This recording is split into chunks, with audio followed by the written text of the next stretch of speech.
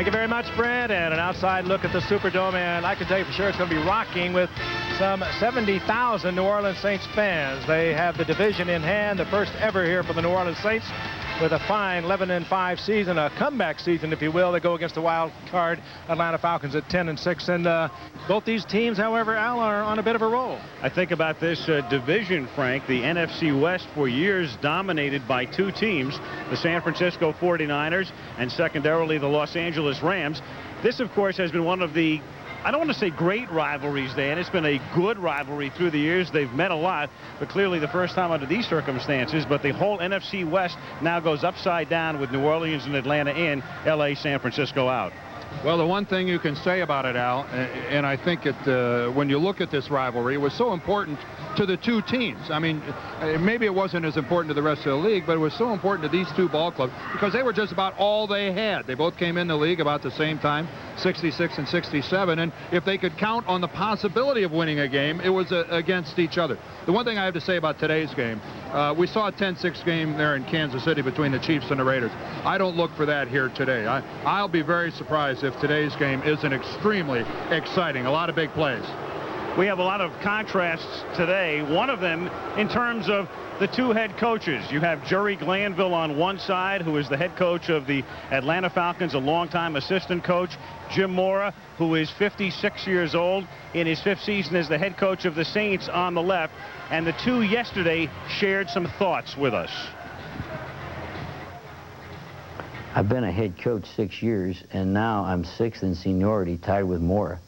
I've been a head coach. So, I mean, and that's why I take time to have some fun. That's why you don't take yourself too seriously, because nobody else is. I think the worst thing that happens to you is you think, boy, this is it, I made it, and here I am, and don't have fun along the way. You know, I hope that I'm able to coach for a long time. I still am enthusiastic about coaching. I don't feel old, and as long as you know, I can be in a situation that I'm comfortable with, which I am here in New Orleans, I want to coach for a long time. Anytime I've had a chance to meet with him, I think he's a gentleman. He does you look at the film. You look at the film. The film is your resume, and they play like. And I told the team this the first time we came in there. Sure, the 49ers got talent, the Rams got all those players, but the team that plays like us is the Saints. They get after you, they hustle, they hit, they do it as a team. They're not star-oriented, and they play like we want to play. I like him. I mean, I don't know Jerry very well from a social standpoint, but his teams, I respect the way his teams play, and I think he does a great job getting his guys ready to play every week, and they're always well prepared, and he's won a lot of games as a coach. We played real good football last year, but did not get it done at the end, did not get the last shot to go in the hoop. And that's us. We're the NBA of the National Football League. Our last shot's got to go in. If it goes in, you're mad, but we go home the winner. And if the ball gets kicked out or it doesn't go in, then you know, we don't look so good. But we play for the last shot. That's us. You know, I don't know a phrase or a catchphrase to characterize them, but they're a team that's just, I felt like, has played consistently close to its potential over the 16-game season. We've basically been in every game that we've lost, and they've just hung tough. My background would be, you know, 50% of them usually like me and 50% can't stand you. And that sort of follows with the fans and the cities. And, you know, my whole rule is if you're hanging 50-50, you're better than most folks. I probably tend to keep a little bit of a distance from my players. I just have always, that's always been my philosophy. And I hope these guys respect me, and I don't think they all like me, but I hope most of them do. You know, I would like them to, but if they don't, they don't, you know. But I'm not a guy that's going to spend a lot of time socially with the players or get too close to the players, and I think that's just the way I am. Two very different coaches.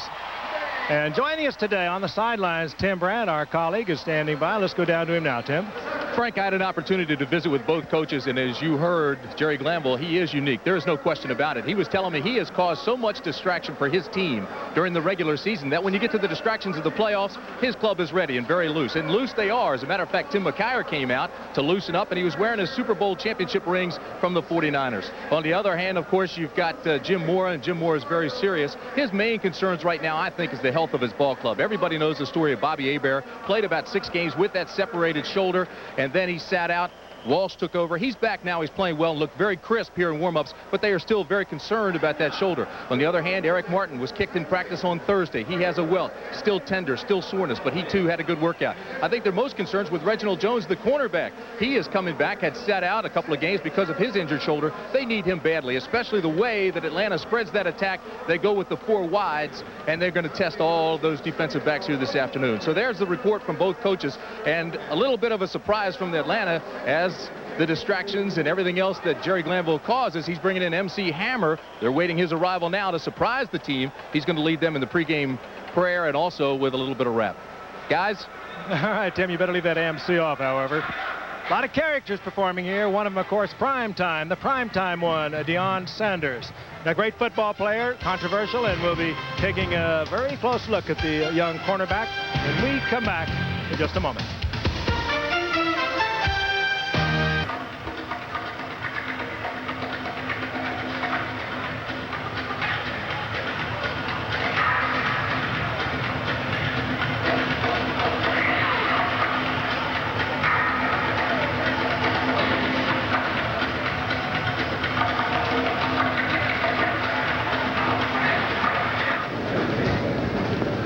Thank you, Frank. I'm with Todd Marinovich, and Todd, this is a kind of game, a lot of dreams, a lot of hopes in terms of what you wanted to do. Tell me what was happening in your mind in that first half. Well, there was a lot going on, and we were just sticking to our basic game plan. They came out and ran a little different stuff with Cherry coming down, Rob, and our receivers, and he did an excellent job. And I just, wish I could have performed a little bit better for our guys, and that's the way things go. And this is a big-time game, and I'll never forget it. The game plan, was it modified for you, Todd? Pulled back a bit so you wouldn't have too much to think about out there? Not really. We did more this week than last week, and they didn't really change much either on defense. It was just a hard-fought game, and at the end there, I didn't want to take this uniform off. I'm playing with some legends, and I didn't want the season to end. Yeah, a lot of people start thinking about Kenny Stable at number 12, the sleeves torn out there. What was the difference in the second half? What did you change? I just started seeing things more. I mean, I had to wake up and see Cherry. He was coming in there making plays, so I just spotted him and just started, just playing catch, throwing it to the open receiver. Yeah. There were a lot of people wondering whether Todd Marinovich could play NFL football after a short college career. You feel like you've answered them in a short period of time? I hope so, but if not yet, they got a lot to see yet. They don't know what's coming. I think people certainly believe you are the future. Sorry about the loss, but we know we're going to see some great games for you later on. Thanks, Lynn. Okay, Frank? All right, thank you, Lynn. Pretty gracious quarterback. You throw 4 interceptions. It's kind of hard to get him on camera today. Todd Marinovich, and of course he does have a future. The future is now for a youngster we saw 3 years ago, guys. Deion Sanders, remember, here in the Sugar Bowl, Florida State going against Auburn. We had some questions about him at the time, Dan, and you remember we voiced him too, Al. Oh, sure. The one thing about Deion Sanders, he must be a good luck charm among other things, because the Braves went from last to first. The Falcons have gone from last to first. Wherever he goes, his team wins. And, of course, he loves that nickname, and he loves the limelight. And he's one of these guys that I think likes to put a lot of pressure on himself. Well, and that's because when you're that type of football player or baseball player, you can respond to that kind of pressure. And, it's really kind of uncool now to call somebody a great athlete. Well, Deion Sanders isn't just a great athlete. He's a remarkable athlete. But he is so much more. And as we're going to find out here in this little piece, Primetime Sanders is too legit to quit. When Deion Sanders entered the NFL 3 years ago, many thought he was all style and no substance. A two-sport athlete like Bo Jackson accepted football was Deion's first love, and what he actually seemed to be best at was getting attention. Along the way, however, many have changed their minds about Deion Sanders, especially his peers. This year, he was elected to the Pro Bowl. It just enhanced that this guy is not out there just a hot dog having a good time. He's a player. He is too legit to quit. He's too legit, as Hammer would say it. Too legit to quit. Got it? Too legit to quit. Too legit. Too legit to quit. Too legit. Too legit to quit. Sanders, who fits in perfectly with Jerry Glanville's outlaw style, has helped Atlanta forge a new identity. Tough, flashy, and fun. You know, kids hang on your every word, so you really have to be careful. And I know I'm touching a lot of people, and I like to sound like I'm happy. I'm happy with my job. You know, some people get up in the morning and go to work and say, damn. I get up and say, all right, let's go. Let's go do it. But Dion isn't upbeat about everything. It's very difficult for him to talk about his father, whom he hasn't lived with since he was a little boy. He's, you know, been dealing with drugs for a while now. And, you know, it hurts me inside because I think, you know, he's getting old enough where he's too old for that. You know, it should have been stopped by now. I want to do things for him, but I'm scared to because I've tried, and I've tried many times. It is Dion's mother, whom he calls his friend, who has been his support. We grew up together. We learned a lot of things together. And I owe my whole life and career to her because I can remember sitting home one day and she said, baby, you want to play some football? I said, yeah, I give it a shot. And the rest is a Cinderella story. Falcons are a colorful team. They have some colorful followers. This is Hammer, and Tim Brant's with him. All right, Frank, they hope that Cinderella story continues today. Grammy Award-winning Hammer is with me. They have just adopted Too Legit to Quit. How did that come about? Who was it with the Falcons that initiated that and got that off of your album? Well, you know, Deion Sanders and Andre Rison and Jerry Glanville are all in the video. And after the video, they just kind of adopted the song. You were in the locker room. What is the mood in there right now? Oh, it's the same as usual. They all fired up and ready to go. Too Legit to Quit. Hey, good seeing you, Hammer. All right, get your ticket at the door. Back up to you, Frank. Okay, what a colorful group, the Atlanta Falcons. Right now it's time for our regular feature on what's new in the world of sports science and technology.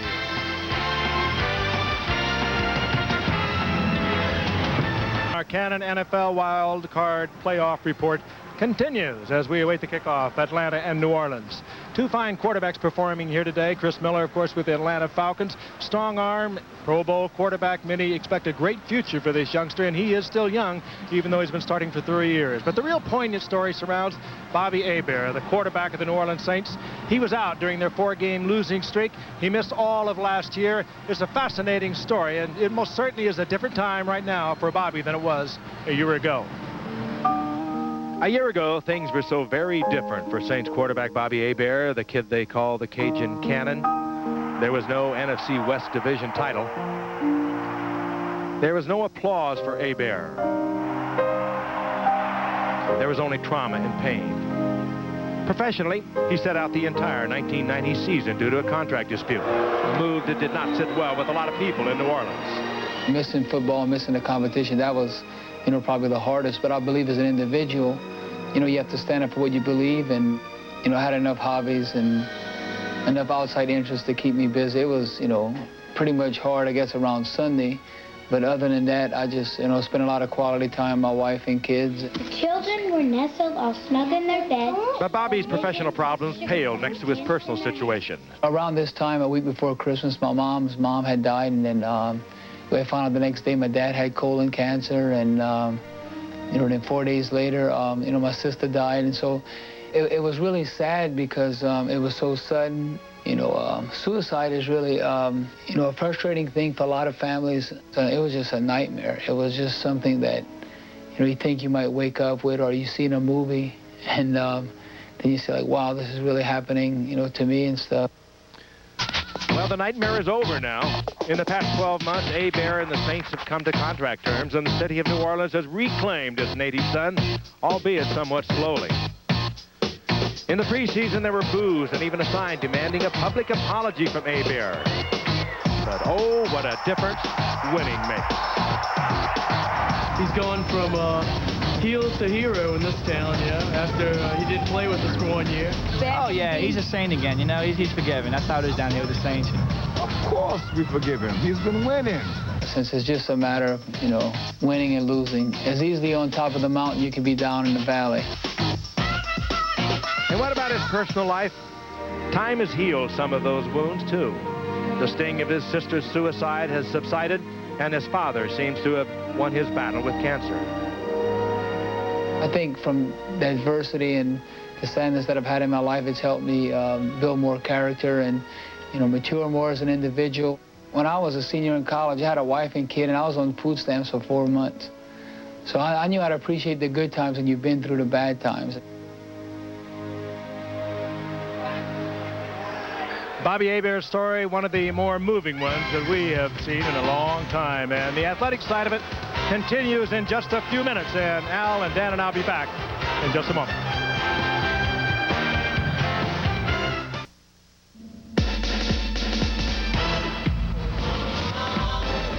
The following is a special presentation of ABC Sports.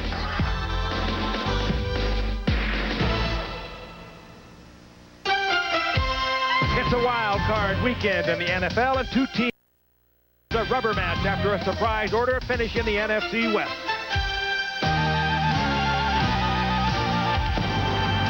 And today's winner moves one step closer to the Super Bowl. The Saints and Falcons have already met twice this season. In Atlanta, the Saints' rushing defense held the Falcons to only 33 yards rushing. Quarterback Bobby Hebert threw 2 touchdown passes to Floyd Turner, and the Saints stayed undefeated after 5 games with a dominating 27-6 win.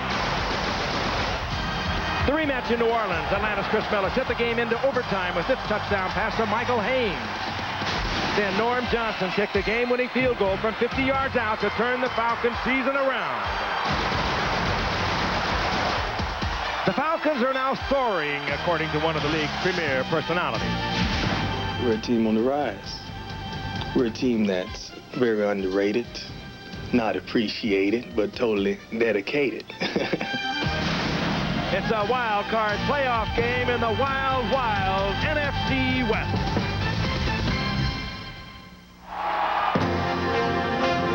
The NFC Wild Card Playoff Game.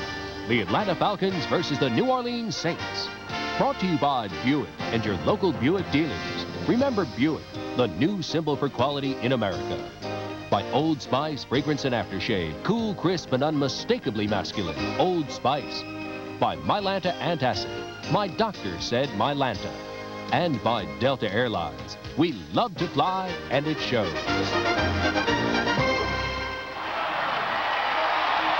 The Superdome. It'll be rocking today. Nearly 70,000 partisan fans on hand. A city waiting to watch their New Orleans Saints, the division champions of the NFC West for the first time in the franchise's history. And they go today against the Atlanta Falcons. The Saints coming in at 11-5, the Falcons at 10-6. Hello again, everyone. I'm Frank Gifford along with Al Michaels and Dan Dierdorf. Glad you stuck around. Hope you enjoyed the Kansas City Raider game. Just setting the facts for you once again. The New Orleans Saints did win the division at 11-5. The Falcons were the wild card at 10-6. And the New Orleans Saints were a very curious team. They went 7-0, and then all of a sudden they went 9-1. These two teams played twice, of course. We've already documented that. The New Orleans Saints blew the Atlanta Falcons away in Atlanta. Then they came back here 5 weeks ago, and it was the Falcons who won in overtime, 23-20. So both teams are on a bit of a roll as Bobby Hebert came back to spark the New Orleans Saints to a big win on Monday night 2 weeks ago over the Raiders, and then a 27-3 victory over Phoenix that locked up the division when Dallas knocked off Atlanta last week. But Al Michaels, no matter how you look at it, you got to say the Falcons are a hot team right now. The Saints are there also, but this is a team that's won 5 out of their last 6. They're happy the way they have played down the stretch. Indeed. And one thing about Atlanta, they're like their eccentric coach, Jerry Glanville. They live on the edge. Jerry says, we make people nervous. You don't know what you're going to get with the Atlanta Falcons. But as far as the Falcons are concerned, when you take a look at their component parts, defensively, they're a little suspect. They gave up 56 points to Washington, and they've given up 30 or more in 3 other games. As far as their running game is concerned, they have a number 6 pick rookie as their feature back. For them to have their best chance to win this game, they have to utilize their red gun offense, which is a first cousin to the run and shoot, and Chris Miller, the quarterback, has to have a very hot day. And there he is. He's been coming along, but he is streaky. He has to get hot today to give Atlanta its best chance. But, Dan, that is much easier said than done because he goes up against the number 2 defense in the league and the team that gave up the fewest points in the league this season. Yeah, that makes them number 1 in my book because points are what really count, Al. But really, that defensive ranking was achieved with different personnel at the cornerback position. The New Orleans Saints are in trouble in their secondary, and they're not helped at all by the fact that the Atlanta Falcons today will play mostly in that 4 wide receiver set. virtually every healthy DB for the Saints is going to have to play today. And if by chance they have any injuries during the course of the game, it's going to be tough for New Orleans to adjust. Where does the pressure come from then? It better come from Pat Swilling and Ricky Jackson, the two outside pass rushers. If they don't meet at Chris Miller today, if they don't get there often, I'm afraid there's too much pressure might be put on the New Orleans secondary. Bobby Hebert loosening up for the New Orleans Saints. Those last two games against the Raiders and against Phoenix, those numbers. The 300-yard plus night he had against the Raiders was only the second 300-yard game of his 6-year NFL career. Jim Mora, he is the only coach who has ever guided the Saints to a winning season. He is the only coach who has ever guided the Saints into the playoffs. This is the third playoff game in the history of the New Orleans Saints. They've yet to win. They lost to Minnesota here in '87. They lost to the Bears in Chicago last year. Norm Johnson, the longtime Seattle Seahawk who lost his job to John Casey in preseason and then was picked up by Atlanta, and he's had a great year. Kicks off for the Falcons. And back deep, Fred McAfee, the rookie, the man in the middle. And the kick is taken by McAfee from the 9 back to the 22-yard line. Saints begin at the 22-yard line with Bobby Hebert. Born in the area, went to school in the area, raised and makes his home here, and has become once again a popular man. Finnerty starts, though we will see a lot of the rookie McAfee and also Hilliard. Jordan, the blocking back. Martin and Early outside. Brenner is the tight end. And the guys up front, including Stan Brock, in his 12th season. So he has been through the thick and the thin, mainly the thin. But here he is in the playoffs. 1st and 10 at the 22-yard line. Hebert throws, and the pass is incomplete, intended for Hobie Brenner. Over the middle, he was blanketed by the outside linebacker, Robert Lyles. Now the Atlanta defense, and they gamble a lot. Brian, Mo Gardner, the Illinois rookie, has done a nice job at nose tackle, and Tim Green is undersized at right end. Lyles, Rady, Tuggle is a man to watch, and Darian Connor on the outside. The great corners, McKyer and Sanders. Jordan is the strong safety, and the veteran Scott Case, the free safety. They love to blitz. They love to send the secondary. 2nd down and 10 from the 22. McAfee, a 6th-round draft choice out of Mississippi College. And that's not Ole Miss. Mississippi College, a small school, tackled by Tim Green. It'll be 3rd and 9. New Orleans opening with 2 tight ends, trying to run the ball, control the game. Obviously, they'd like to do that, going against the defense of the Atlanta Falcons that was ranked 24th overall in the National Football League and 23rd against the rush. They'd like to run the football, but Atlanta very firm in this opening series. Very solid. 4 wideouts. 3rd down and 9 at the 22-yard line. Hebert with the play clock down to 5.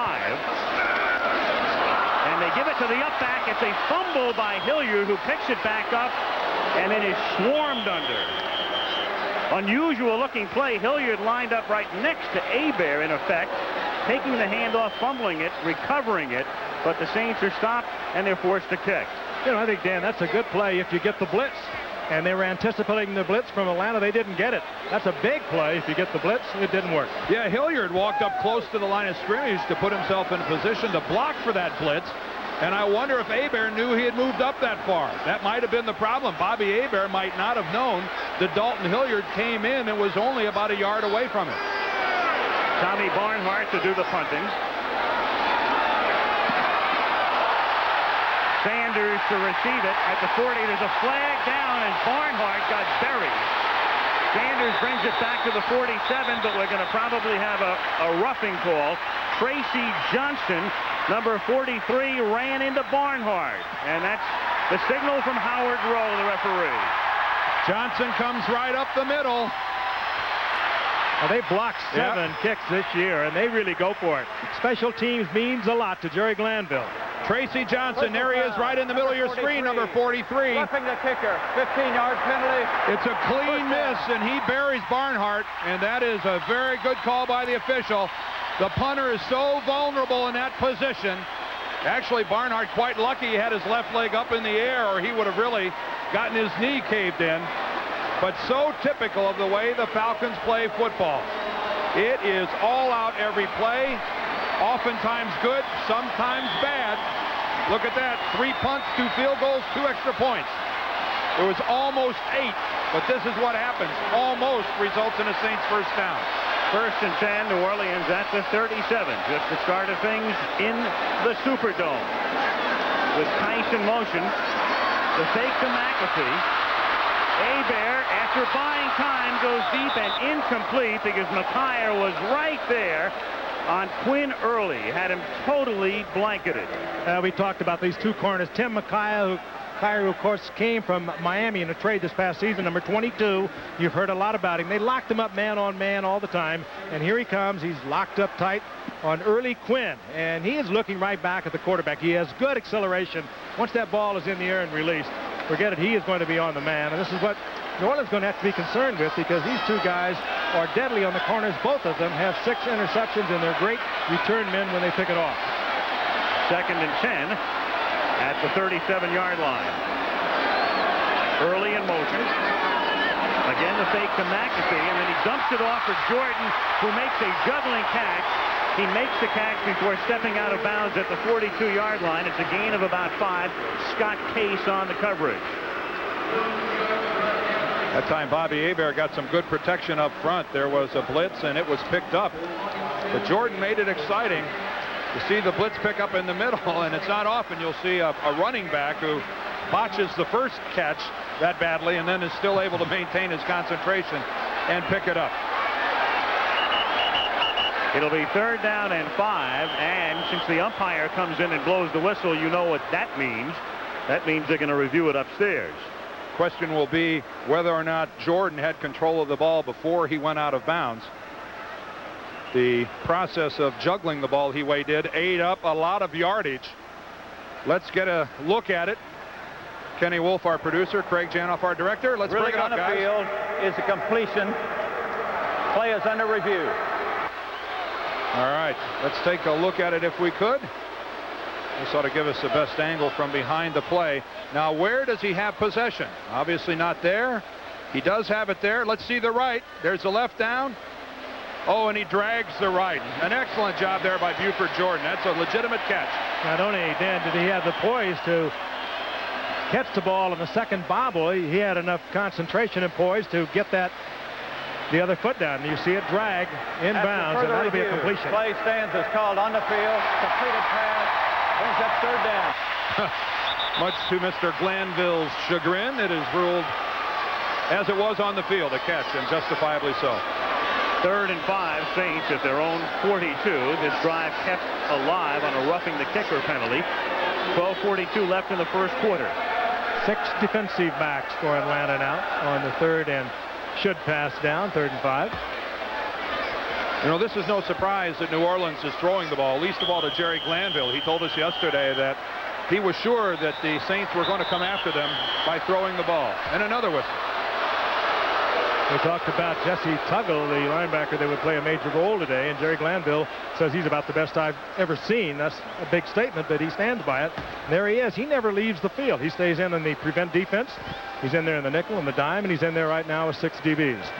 Whistle, I believe, is to reset the play clock. Game clock should read 12:45. And the game clock as well, 12:45. Play clock should read 17 seconds. And 3rd and 5 when we resume play as the Saints come up with 4 wide receivers. 3 to the left. He wants that clock to read 17. And apparently they can't set it from 35 to 17 without counting it down. I know. You got to do it right. Yeah. But the Saints are on the ball. They'll snap once the whistle blows and the referee tells them to start. They'll snap the ball within 5 seconds. And Bobby Hebert obviously impatient. And the Falcons have had a long look at this formation. And New Orleans has had a long look at that defense. 3rd and 5. That's Martin in motion. Hebert from the gun throws an out pattern. It is caught by Martin, and Martin has a first down. Well, Martin is the control man. Hebert has looked at this defense. They played each other twice before. He has seen it. He knew where he could put the ball to his control man, the underneath man, Eric Martin, the leading receiver, and Martin just does squeak the first down, takes it away from Bobby Butler. Martin caught 66 passes during the regular season. Floyd Turner caught 64. Tice in motion and then sets in the slot to the right. First down from the 47-yard line. Went early in motion to the left and a little toss to the rookie McAfee. And he is met and pushed back from the line of scrimmage. Brian Jordan makes the initial hit, and Jerry Glanville loves to talk about getting a lot of hats on the ball. It means a lot of tacklers, and you'll see that a lot from the Atlanta Falcons. And I'm not sure that Brian Jordan needed a lot of help. That was just a fine open field tackle by this dual sport guy, Brian Jordan, a baseball player in the St. Louis Cardinals baseball organization. Was all the way up to the AAA level, wasn't he, Al? Played in Louisville last year. Watch this tackle, though. Jordan's going to come in from the right, and look at him get the shoulder down. And boy, that's a good tackle on McAfee. And the Falcons, a lot of two-way people. Dalton Hilliard is the sole running back in this set. On 2nd and 11, over the middle, a nice catch is made by Quinn Early, a first down at the Atlanta 40. He is tackled by Bobby Butler.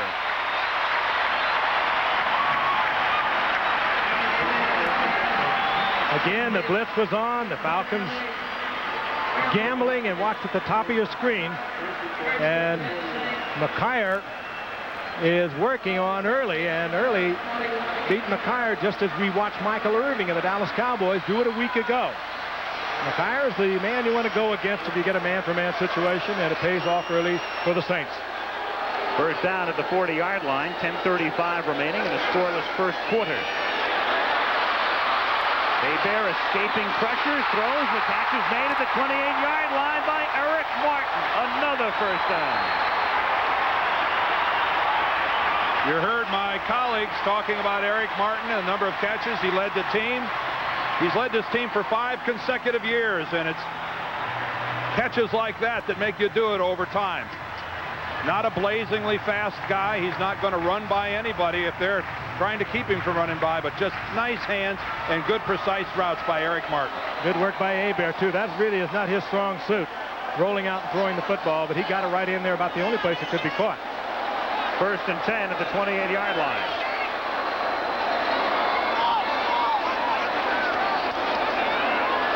McAfee, and he is hit immediately by Jesse Tuggle after a minimal gain. We mentioned at the top, the Falcons like to live on the edge, and because they live on the edge, they haven't had the ball yet. Remember, they stopped New Orleans 3 and out, but then the roughing the kicker penalty, and that's what happens when you live on the edge. A lot of penalties, and New Orleans tries to capitalize on it. Here's a guy that's disappointed about not being picked to the Pro Bowl this year. Jesse Tuggle, by far and away the leading tackler of the Atlanta Falcons, and that was just a nice read. Slid right into the hole, stayed with it, wrapped up, and brought the guy down by himself. 2nd and 8 from the 26-yard line. 6 minutes into the game, no score. Hebert stepping up again. Over the middle, wide open, touchdown, Turner. Oh, Dion. Dion let Turner go, and he was wide open, and Bobby Hebert, he has great presence. We saw him a couple of weeks ago after being out for 6 or 8 weeks, come on and just looked like he'd been there forever. Now watch this, top of your screen. And Dion starts to take him in. He looks like he thinks he's going to get help. Lets him go, and he just pulls up at the goal line. Floyd Turner, easy touchdown. Well, again, they gamble a lot, and they make a lot of mistakes. Sanders is playing zone. I mean, Sanders was playing his outside third of the field. He pointed over into the middle to yell to whoever was supposed to be there. There was no one there. Then here he comes. I mean, it was obvious that Deion Sanders was playing a zone coverage all the way. And I don't want want to overstate my own athletic prowess, but I think I could have thrown a touchdown pass there. You might have even caught it. Turner was wide open for a TD.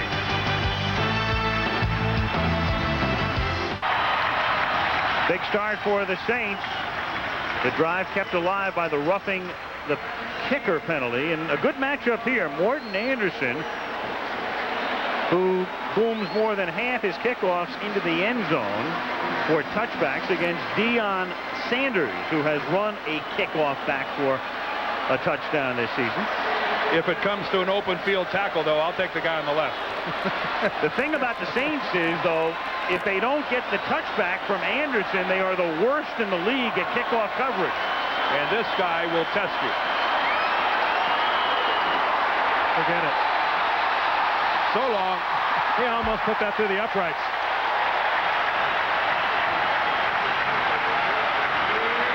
So the Atlanta Falcons will get the football for the first time in the game at their 20. 8:51 to go in the quarter. 7-0 Saints. On the left is Vince Buck, and on the right is Troy Cook. Under more normal circumstances for the Saints, they would be the starting cornerbacks. But both are gone for the year, gone for the playoffs, and thus the Saints with a rebuilt secondary. On defense for the first time, Atlanta has it at the 20. And Miller backs to throw on first down, and that's incomplete. Intended, I believe, for George Thomas. A couple of receivers in the area, including Mike Pritchard, number 35. Now, you talked about Buck and Cook being out of the lineup. That's the bad news. The good news is that Reggie Jones started today at left cornerback. Now, he has been out for a couple of weeks with a bad shoulder, but he's in there. Eric Pegram is a 6th-round draft choice from North Texas State. George Thomas, Pritchard, Risen, and Haynes. Haynes is the big play guy, the 4 wideouts. A very good offensive line. The 14-year veteran Ken Hoover Dukes, the veteran Fralick, and Chris Hinton, the one-time Colt. At the 20, second down and 10. Very noisy in the dome, as usual. And this is the rookie, Pegram. It'll be third down. He's hit by Sam Mills, number 51, who'll be going to the Pro Bowl. And let's take a look at this Saint defense. Number 2 against the run, number 2 against the pass, number 2 overall. Martin, Warren, the 2 defensive linemen with Jackson, Mills, and Swilling in a 3 linebacker set. And then when they go to the 6 DBs against this red gun, Jones, Lee, Mack, Atkins, who had 3 interceptions last week, Maxey and Glenn are the 6 DBs. And once they get them in there, they only have 1 left over, as Dan pointed out. Third down and 10. That's Jason Phillips in motion, number 82. Play clock down to 3. Miller going deep on 3rd and 10, and incomplete as Floyd Dixon had gotten loose in the secondary, but Miller couldn't get it to him. Oh, boy, and we saw Atlanta blow a zone a while ago. They lost 6 points on it.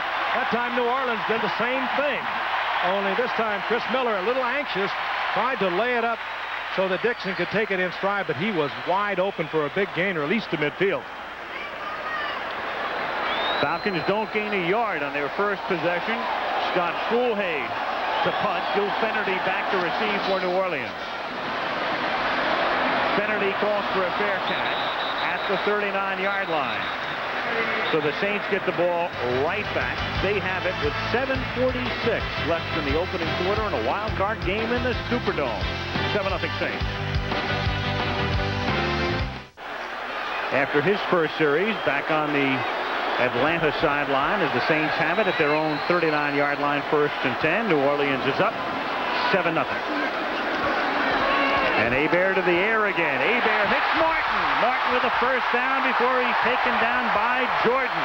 And Hebert, after missing on his first 2 attempts, has completed the last 6. Brian Jordan, the strong safety, 6'1", 205-pounder, is not the cover man you want on Eric Martin. Eric Martin with the quick feet and the good moves. Jordan perhaps is all right on a tight end, a Hobie Brenner, but not on Eric Martin. He just leaves him with a little quick break to the outside and gets first down yardage. Jordan appeared to be intrigued, Frank, with what was going on back in the backfield. Yeah. Captivated to the point that he was trailing Martin by several yards. Saints at the Falcon 42. Falcons, as they always do, show blitz. And they're coming on a run as McAfee takes it to the 41-yard line for a short gain. It'll be 2nd and 9. Well, for the Falcons in the NFC West, there it is. In 7 of the last 8 years, they have finished last, and then they were next to last in the 14 division in 1986. And today, they come in as the wild card, and it's the first time they've been in the playoffs since the strike-shortened 82 season. You always hear coaches stress consistency, but that's not the type they look for. No. 2nd and 9 at the 41-yard line. 3-man rush. Hilliard takes the pass over the middle and pays the price as he is knocked down at the 36-yard line by Tuggle and Rady. Good job of the umpire that time getting out of the way. He almost gets hit with the football. Let's look at Tuggle, number 58.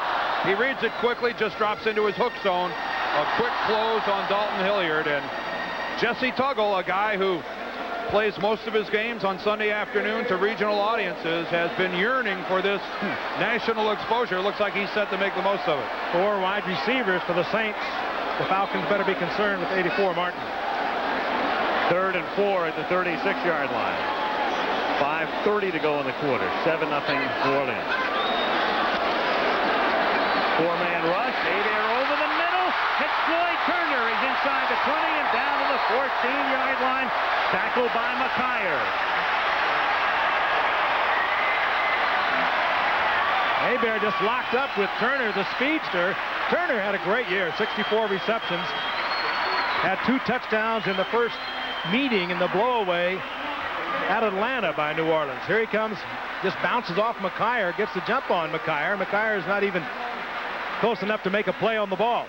If you're going to jam a receiver as a cornerback, you better interrupt his release a little more than McKyer did right there. That was a clean release for Turner that allowed him to get across the field. He burned them in the regular season, did Turner, and he's burning them again in the first quarter today. 1st and 10 at the 14-yard line. Hebert, the fake, throws, and this time he hits Turner again down to the 6-yard line, a little short of the first down. He's sandwiched by Case and Sanders. Jerry Glanville yesterday was talking to us about the characteristics of this Falcon team, and he said, I guarantee you tomorrow there'll be a couple times that we're out of it, but we always come crawling back into a game. Well, they better get with it here, or they're on the verge of being down 14-0 at the beginning, just a little over halfway through the first quarter. And Dion, he's great coverage, but he was laying off 6, 7, 8 yards, and the ball inside the 15-yard line. You got to play tighter than that. 2nd and 1. It's the first time they've come up in a 2-back set. They break it with motion. They give the ball to Buford Jordan, and he bangs his way. He pinballs his way down to the 4-yard line. Stopped by Tuggle, and that should be a first down. I think the first tackler at him was John Rady, the inside linebacker, and he bounced off. The New Orleans Saints are in scoring position as they move inside the 5-yard line. And they like being in this area. Yeah. As you can see, they almost always get in. Tops in the NFL once they're inside the 5. And if you're going to go against a team, why not Atlanta? They are one of the lightest teams up front you're going to find in the league. They're very small up front. The Saints are very big. 1st and goal from the 3. That's Wainwright in motion. Hebert dropped in the end zone. John Tice had his hands on it. He was covered by the safety, Jeff Donaldson. 2nd and goal. Covered well he was by Donaldson. I think Bobby Hebert thought that he had a touchdown when he let it go, but a beautiful job of playing the football by Donaldson. Watch him make his move in front, and at the last minute, pull the arm down. You see, that's a trick a safety has to learn early. If you aren't in a position to be in front of the receiver, be in a position to pull down his arm so he can't control the ball. Hebert had hit 9 straight. 2nd and goal at the 3. 3 minutes to go in the quarter. Saints up 7-0. Jordan, half a yard or so. Oliver Barnett, 72, in on the tackle. 3rd and goal, and let's go back and take another look at the pass play. Donaldson really living on the edge. Dan hit it just right. The ball is in there. It's caught by Tice, Now here comes the arm stripping the ball away. That's a great play, but again, Donaldson living right on the wire with that one because he was beaten. Well, it was all he had left to play. Exactly. And maybe Hebert may be a little too careful with it. There's Carl Smith, the offensive coordinator, former Bakersfield College football star. Thought I'd drop that in, local knowledge. And the play he has called has 4 wideouts with Dalton Hilliard, the sole running back. 3rd and goal from the 3. Hebert throws. It's picked off in the end zone by Deion Sanders, who is tackled in the end zone. That is a touchback. So Deion Sanders makes a big, big play to stave off a New Orleans touchdown, to keep it at 7-0, and to give Atlanta the ball back at the 20-yard line. Oh, how many he's made this year, too. It depends on that quickness, the speed. I don't know anyone as quick as he is, and he does make the big play, Al.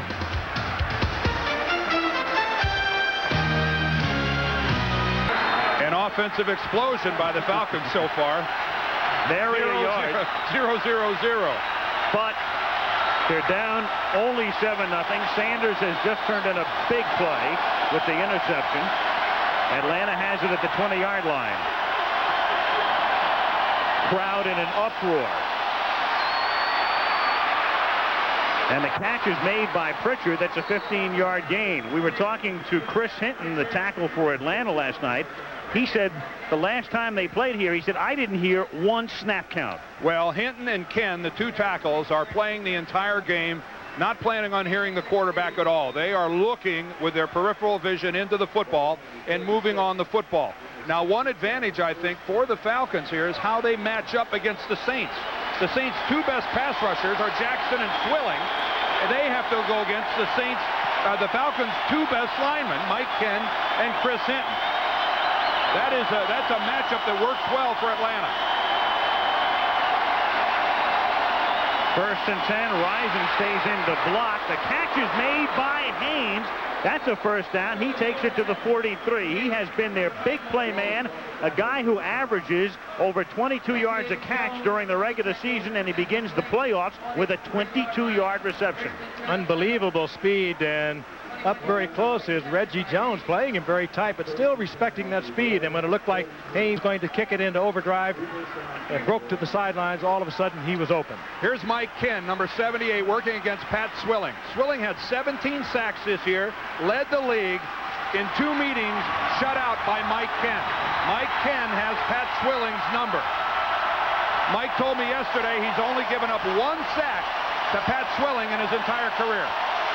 Pritchard in motion. Here is Eric Pegram. The rookie takes it to the 40. That's a gain of 3. Swilling makes the tackle, and that will be the final play of the quarter. Swilling that time forced to the outside by Ken. Shows you the athletic ability he has. Watch top of your screen, 56, familiar number.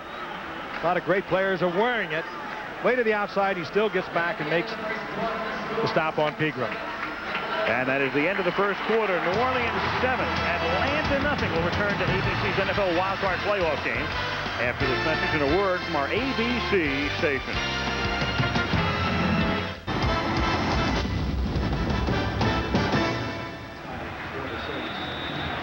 And welcome back to ABC's NFL Wildcard Playoff game, which is being brought to you by Mercedes-Benz.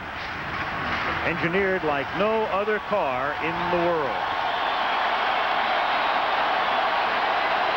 2nd and 7 as we start the 2nd quarter. New Orleans on top, 7-0. Falcons from the Saint 40, and a sack of Miller and a loose football. No signal yet from the officials, and now it is a fumble, and New Orleans has it. Ricky Jackson was the Saint that gets in there and gets the hit. This great All-Pro from Pitt in his 11th year comes in from the outside. And let's see if he's not the New Orleans Saint that gets it. All right, Hinton stays inside, and Freilich is late coming back to the outside, and it was Jackson that comes in and hits Miller. That's a blocking scheme, Frank, that's very tough to be effective with, pulling a guard all the way out to get a blitzing linebacker. But I wanted to add, what you said earlier, Dan, without a tight end, it brings both Ricky Jackson and Pat Swilling in a step and a half closer. They are very quick. Jackson, who sacked Miller 3 times in the first game, nails him again. The only one of the Saints starting 4 linebackers not going to the Pro Bowl this year. 1st and 10 at the 48-yard line. Early in motion. McAfee hangs forward for a gain of 9. That recovery by Jackson is nothing new. Ricky last year had 7 fumble recoveries. This year Jackson had 4 to share the league lead. So Ricky picks one up in the playoffs to give New Orleans the ball back. Man, he's been to so many Pro Bowls it doesn't matter. He's been around for a while, and he has seen his share of Pro Bowls, now in his 11th year. And it's going to keep happening to the Falcons if they don't change their blocking scheme. You cannot pull a guard out from inside like they were asking Bill Fralick to do and come out and expect to seal Ricky Jackson from making that corner. You've got to slide the line. Fralick will pick up the guy in front of Hinton. Let Hinton pick up Ricky Jackson. 2nd and a long 1. McAfee again. McAfee found the hole, picks up the first down, wrestled down by Scott Case at the 33-yard line. Oh, what a story this youngster is. 6th-round draft pick. They cut him on the last cut, and he has been the running game and the offensive spark plug for these Saints over the past half of the season. You see the massive time of possession advantage for the New Orleans Saints, 11:45 to 3:15. For a while there, the Falcons didn't have any yards at all. They finally got on with 40. And the 1 Saint turnover didn't hurt. 7-0 Saints. 13.5 minutes left in the half. 3 tight end set for New Orleans. 1st and 10 at the 33-yard line. The short drop by Hebert. The quick flip to Turner, and he gets buried as he reaches the 28-yard line. It's a gain of about 5. Turner locked up once again with man-for-man coverage by Dion, and you got to respect Turner. Look how far Dion plays. Now, he doesn't take a rapid drop, and he relies on his speed to get back to the receiver, but when you have a timing pattern like that with Hebert and Turner, Hebert was releasing that ball when Turner pulled up. In no way Dion is going to get back to it. The ball came loose there, you can see it, but Turner's knee was already down on the ground, and really somehow the ball came back to him. 2nd and 5. They've got Hilliard split top of the screen to the left, and they send Early in motion to the bottom. And this is Buford Jordan, the fullback, normally the blocking back, but seeing some action as a ball carrier today, and he is stopped by Rick Bryan. And he's a guy who is not only filling the blocking back role, but some of the ball carrying duties today that would normally be accomplished by one Ironhead Hayward, who has been suspended.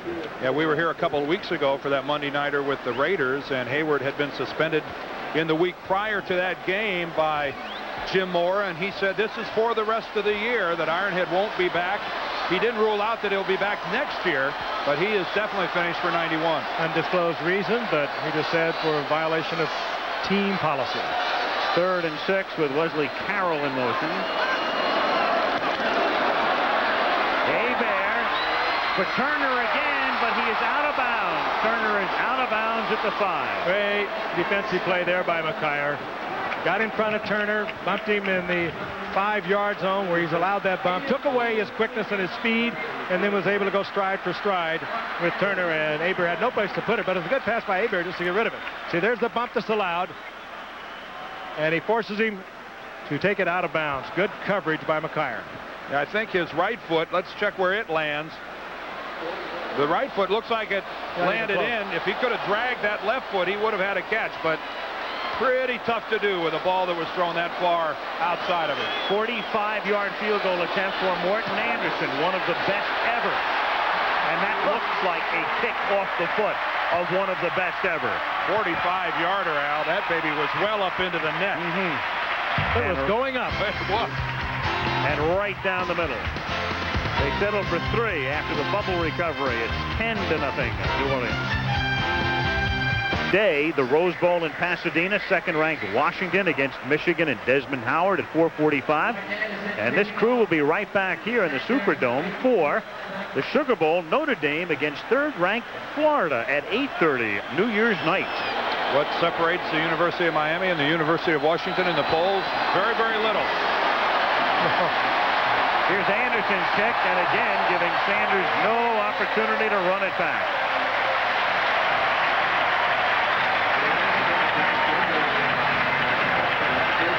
.11:32 remaining in the first half. ABC's NFL Wild Card Playoff game is being brought to you by Mercedes-Benz, engineered like no other car in the world.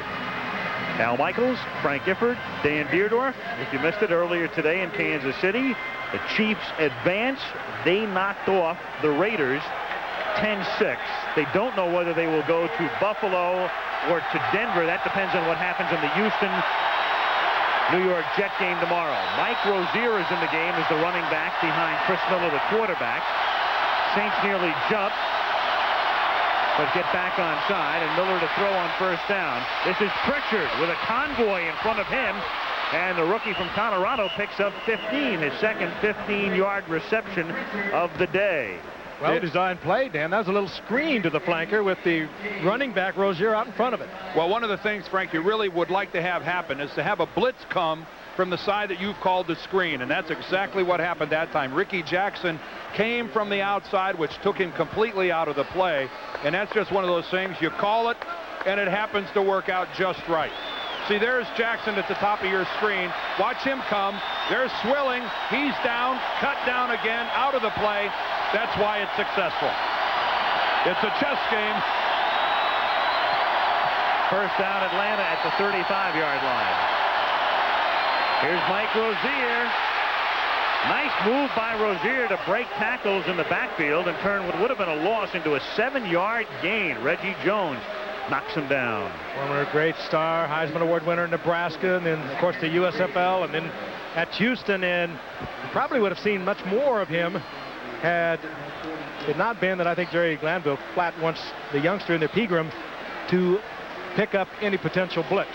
And that's, if there's one area that Rozier might be a little light on him, that is that. And you don't want to lose your quarterback. And so Rozier is going to get spot work. But great running back, Mike Rozier. 2nd and 3, Falcons at the 42, 10 minutes to go in the half, 10-0 Saints. Rozier on 2nd and 3 has the first down, a lot more, takes it across the 50, stopped at the Saint 48-yard line by Milton Mack. Well, the question now for the Atlanta Falcons, they seem to have gotten into a groove where they're moving the ball and moving it effectively. Can they keep from self-destructing? That's what they've been doing so far. All right, look right in the middle. Look at the good seal block on the left side. There's an effective block by Dukes, the center. Fralick, the right guard, turned out, and a gaping aperture in the middle of the Saints defense.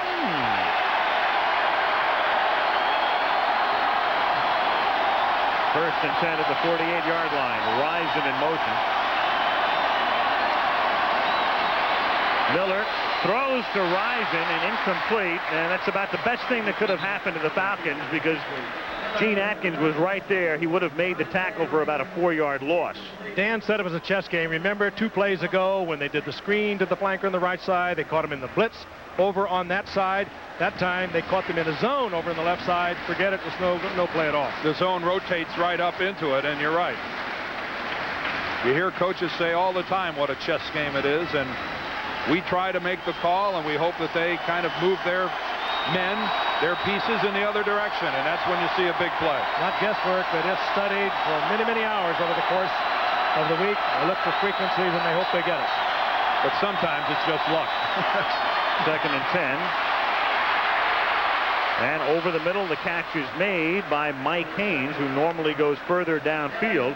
He is stopped at the 40-yard line. He is short of the first down by about 3. Milton Mack is there on the tackle. Oh, a big job by Ken and Hinton in that offensive line because Chris Miller wanted to go deep. Right here, he wanted to deliver it. No one's open.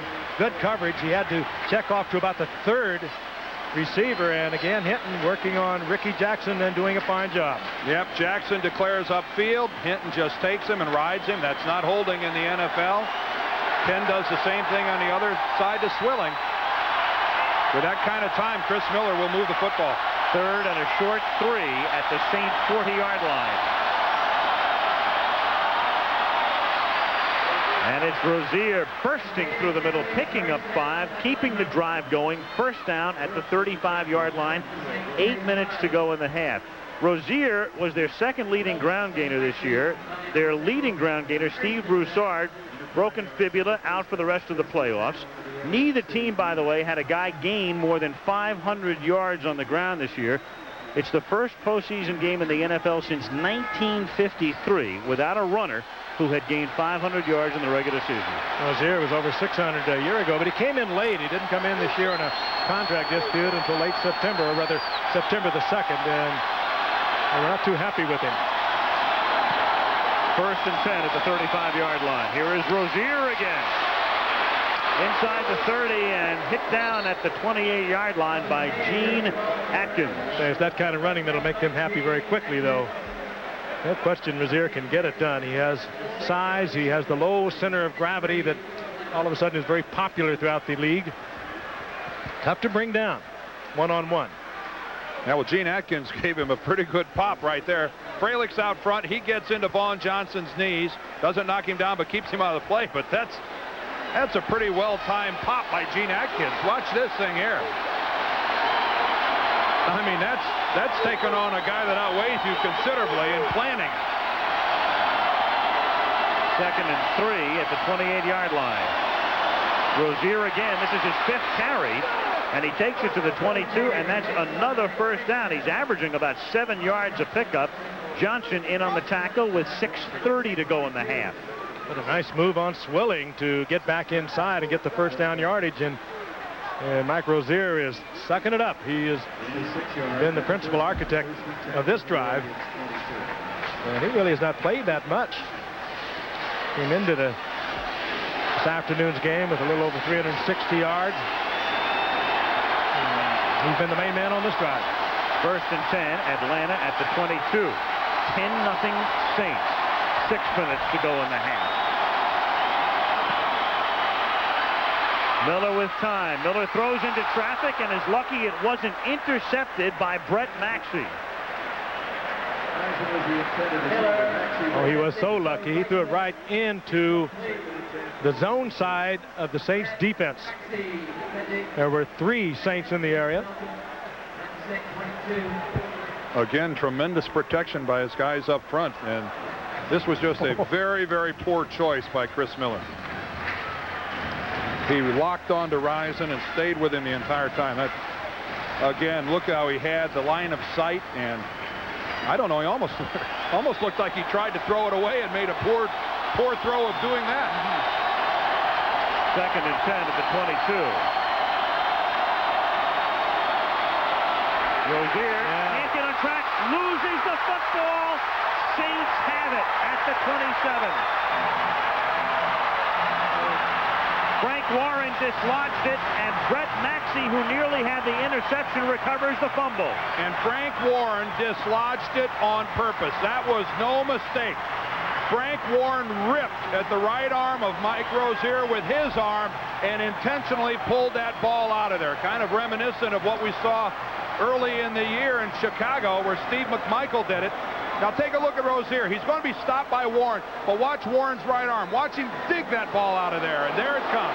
The crowd is booing. I think one official may have said the ball was down before the fumble. There's a conference on the field.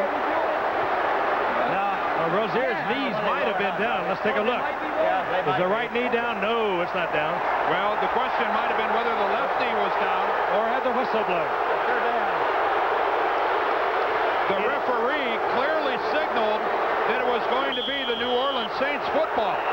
Well, but he is superseded by the official. There's another official, the man on the left, right is saying here. It's down. Look at the umpire right here on the left side of your screen. You see his arm pointing down right here. That's a good look at him saying he was down, and the guy here on the right is saying it's a New Orleans Saints football. Called. Play is being refused. And now it's going to go to the booth. Well, 2 things they're probably going to look at, and one they will have a problem with, and that had the whistle blown, and also was the knee down. And I'm quite certain the knee was not down when the ball was ripped out of there by Warren. Well, there's no way to determine when the whistle blew. Exactly. Let's look. Let's just study the left knee. Well, we have a better shot than that. The ball's out before the left knee is down. That is a perfect look at it, guys. That is a fumble. That is a fumble. Now, the other side of it is could be forward progress. You know, if they ruled that the play was over because there was a lack of progress. After further review, play stands as called on the field. Brings up third down. It's a progress call, and that is decided on the field. Well, why do you review it? If the play is going to stand as called, what's the review for? If you're saying the play is dead because the whistle blew, what in the world are they reviewing it for? I don't know. A very fortuitous turn of events for the Falcons, though. 3rd and 12 at the 24-yard line.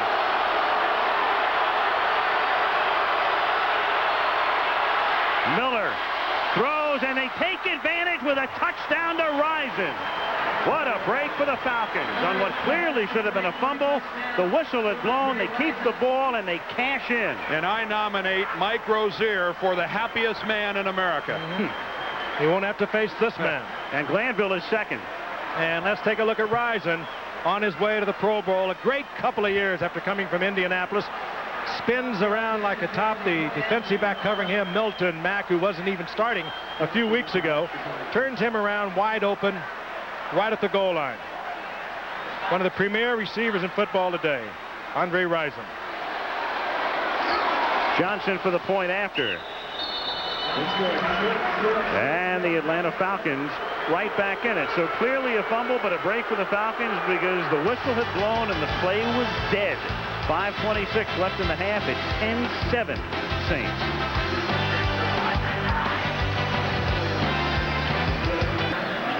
The Louisiana Superdome. Very well maintained facility. Beautiful structure that opened in the mid-70s. Down the street from the French Quarter and Bourbon Street. That will be certainly rocking tonight. Either way. Yes, win or lose. Or Sugar Bowl crowds already arriving. I know a lot of people don't like domes, and football is better outside. But if you got to be in a dome, this is the best of the best. Norm Johnson boots it to the 9-yard line, and McAfee, the rookie, runs it back out past the 30 and all the way out to the 39, but they say he stepped out of bounds at the 33, and there's Bobby April, the special teams coach. He was out of bounds at the 33-yard line. That's where the Saints have it with 5:14 left in the half. Couple of things. Number one, Mike Rozier has gone back into the locker room with a bruised knee, but now he is coming back. This is a live shot. He had gone back. He has a slight limp, as you can see. It's probably a nice back he has on the lower part of it. Looks like below the knee. It is a first down at the 38-yard line for the Saints. 5:14 to go in the half. And Hebert to throw. And the catch is made on the far side by Quinn Early. It's a minimal gain. McKyer makes the stop. To clear up the Rozier fumble, clearly it was a fumble. It was a bad call on the field. The whistle should not have blown. They did not review it. Howard Rowe had announced the play was being reviewed. The replay booth is saying we were just waiting to hear what they were saying. They cannot review that play in the replay booth. If the whistle blows and the play is dead, that's the end of that. And that's the end of that. Yep. Except I'd like to, well. You'll get a chance. But there is. okay. 2nd and 8 at the 40-yard line. Here's McAfee. Funny playoff game. You've got McAfee on one hand, Pegram on the other, starting as the running backs. Each a rookie, each a 6th-round draft choice. As I said earlier, McAfee actually cut and brought back to the practice squad after the season had started, activated in the 6th game, and came into this afternoon's game as the leading rusher for the New Orleans Saints. A spectacular second half of the season for the youngster Fred McAfee. Neither one of them was the tailback at USC either. No. McAfee from Mississippi College and Eric Pegram from North Texas State. 3rd and 5 up at the 44-yard line. You notice I got USC in there for you. We'll work on Michigan.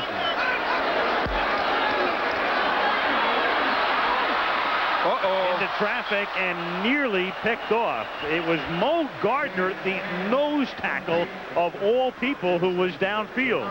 Well, the Falcons like to cross you up, and that's crossing you up when your nose tackle is 10 yards down the field. Yeah, that's a new one for me. 6'2", 260-pounder dropping into your pass coverage. I've seen him take a man in the flat, a possible screen man, but never into the hook zone. Well, you know who'll do that every now and then? The Bears will do that with Richard Dent. They'll stand him up. That time, though, Mo Gardner was in a down stance like a tackle, and son of a gun almost got it. As Glanville said, we make people nervous. Tommy Barnhart to punt. Deion Sanders is back at the 10, but he's going to let it bounce, and the Saints can't stop it from crossing the line. Oh, and that was a good fake by Deion Sanders. He really did make it look like he was going to field the ball, then got out of there at the last minute. Smart play, Deion. 3:25 left in the half.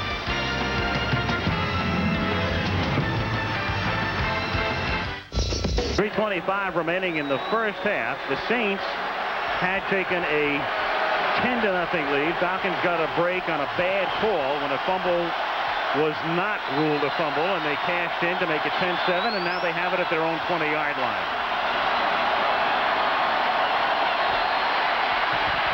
Miller airs it out for Haynes, and he gets bumped. There is no flag. It is intercepted by Vince Glenn.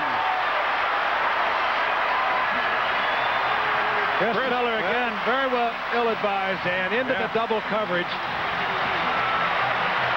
Inside, outside, on the receiver, and Vince Glenn just looked it into the hands. Trying to hit the speedster, Michael Haynes, but you can't outrun a zone if it's played properly. Watch 29, bottom of your screen. And he's reading all the way back.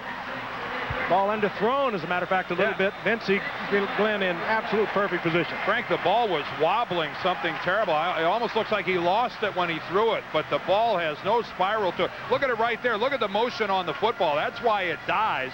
And it's almost coming straight down, almost like a punt by the time it's actually intercepted. It gave the impression of a ball that kind of slipped out of Miller's hands when he threw it. No question he can still throw it. He still has a plate and screws in his right shoulder from a fractured shoulder a year ago. And he said it's no problem when we talked to him last night. First down, New Orleans at the 35-yard line. Hebert with a lot of time, and that one is incomplete. Intended for early, and back covering on the play was Brian Jordan. 3:11 to go in the first half.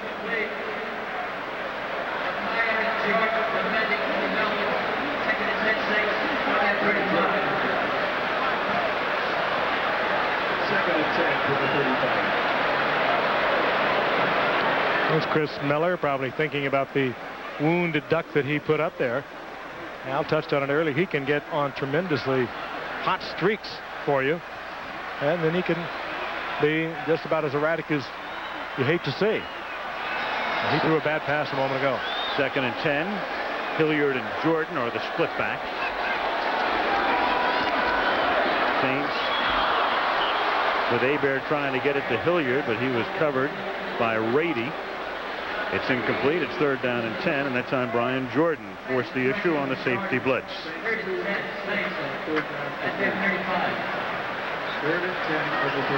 Saints on top, 10-7. If the Saints win this game, they go to Detroit next week.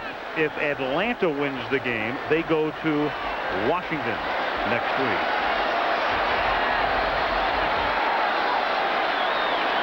Third and 10 from the 35.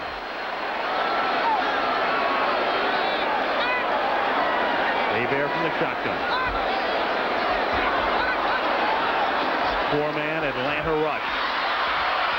Hebert throws, and that's incomplete. Turner had it in his hands, and Jordan said, you're not going to have possession very long. Oh, that was a good look at Atlanta doing what they do so well. They got up and showed the blitz. They waited till Hebert read the pre-coverage at the line of scrimmage, and then they dropped back into their zone, and they had the man just sitting there waiting to make the pop. When you play zone defense, you take an area. If somebody comes into it, you hit them. He had him. That's what Brian Jordan did right there. Barnhart the punt with 3:01 left in the first half. Deion Sanders From the 15, the ever-dangerous Sanders with a good return. Steps out of the 36-yard line. That is a 21-yard run back, and that's where Atlanta will take over after Brian Ford forces him out of bounds. Well, for those of you who wonder what Deerdorf eats beside Ultra Slim Fast, Dan went out and shot this video last night. If you have not had a beignet and some chicory coffee at the Cafe Beignet, you have not lived. I think growing up in Canton, you would ever be discussing beignet in New Orleans. That is wonderful, isn't it? He thought he'd be discussing Ben Gay, never beignet. There's some players on the field that are discussing various ointments and muscle relaxers. This has been an extremely hard-hitting first half. And a good game, like so many of the Atlanta-New Orleans games of the past, and a rivalry that has gone on since these two teams came into professional football in the mid-60s, but never has an Atlanta-New Orleans game been more meaningful than this one. Miller throws. The catch is made by Haynes, and their big play man turns into big play, taking it to the 44-yard line. Milton Mack makes the tackle. Talked about this rivalry and the history of these two teams. One's been in the league for 25 years, one for 26. They won a total of one postseason game. But Atlanta has never had Jerry Glanville around. He came in a year ago, and he's a fun guy. What did he tell us last night? He said, you know, the losing coach of this game tomorrow, he said, guys, you ought to come on the air, and that should be your opening statement. He ought to be fired. And we kind of looked at him quizzically. He said, look how many jobs are open out there. That's right. He said, this is the year to get fired. I'll go 3 and 13 next year, and there won't be any jobs open. He said, this is definitely the year to be a coaching free agent. Rozier is back in the game as Miller gets set to throw, nearly gets sacked. He was sure he was going to get sacked by a phantom, and then gets knocked down by Frank Warren. Where is the sacker? The most surprised guy in America that he didn't get hit was Chris Miller. I guess he must have been a Boy Scout, because he definitely was in. He was definitely following the be prepared. There he. Well, more times than not, he would have been right. Here, watch this matchup again right here between Pat Swilling and Mike Ken. And then this is again where we can watch Chris Miller. But watch Ken. He takes the upfield away from Swilling. Swilling's going to go back to the inside. Ken stays with him and rides him all the way back down. And then Chris Miller evades the phantom tackler, but not Frank Warren from behind. Maybe he stepped over that snake that Jerry Glanville's been worried about for so long. Mike Ken in his 14th year, one of the great offensive tackles ever to play in the National Football League. Oh, he is a horse too, isn't he? This guy one time went 26 games without a penalty. Without a penalty of any kind. Given up, what, 1 sack this season? Yep, this That's one. remarkable. 2nd and 12 for Atlanta at the Saint 46. 2 minutes to go in the first half. Rozier fumbles again, and it falls right into the hands of Houston Hoover. So Rozier, who had gotten away with what should have been a fumble before, gets lucky again.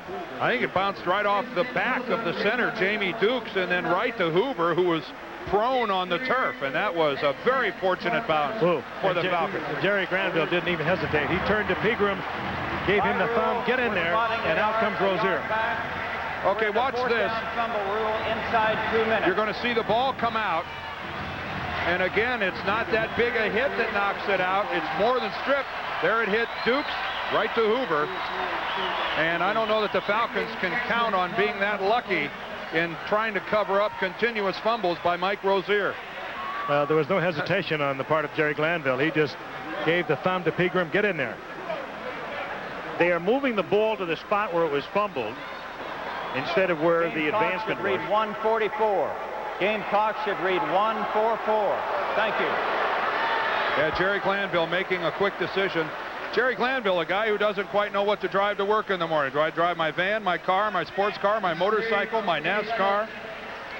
This guy has everything except an airplane and a bicycle, I guess. Well, according to Jerry, he tells us he drag races motorcycles, gets up to about 109 miles in a quarter of a mile. That's kind of remarkable. 3rd and 11 at the 45-yard line.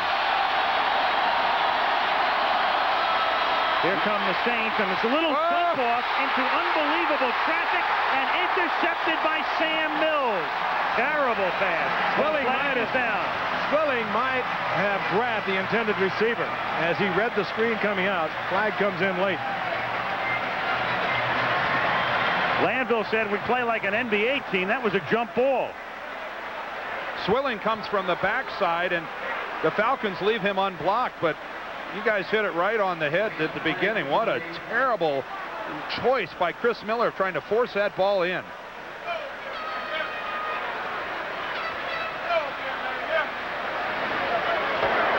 Prior to the interception, we got personal foul, defense number 56, roughing the quarterback with a shove.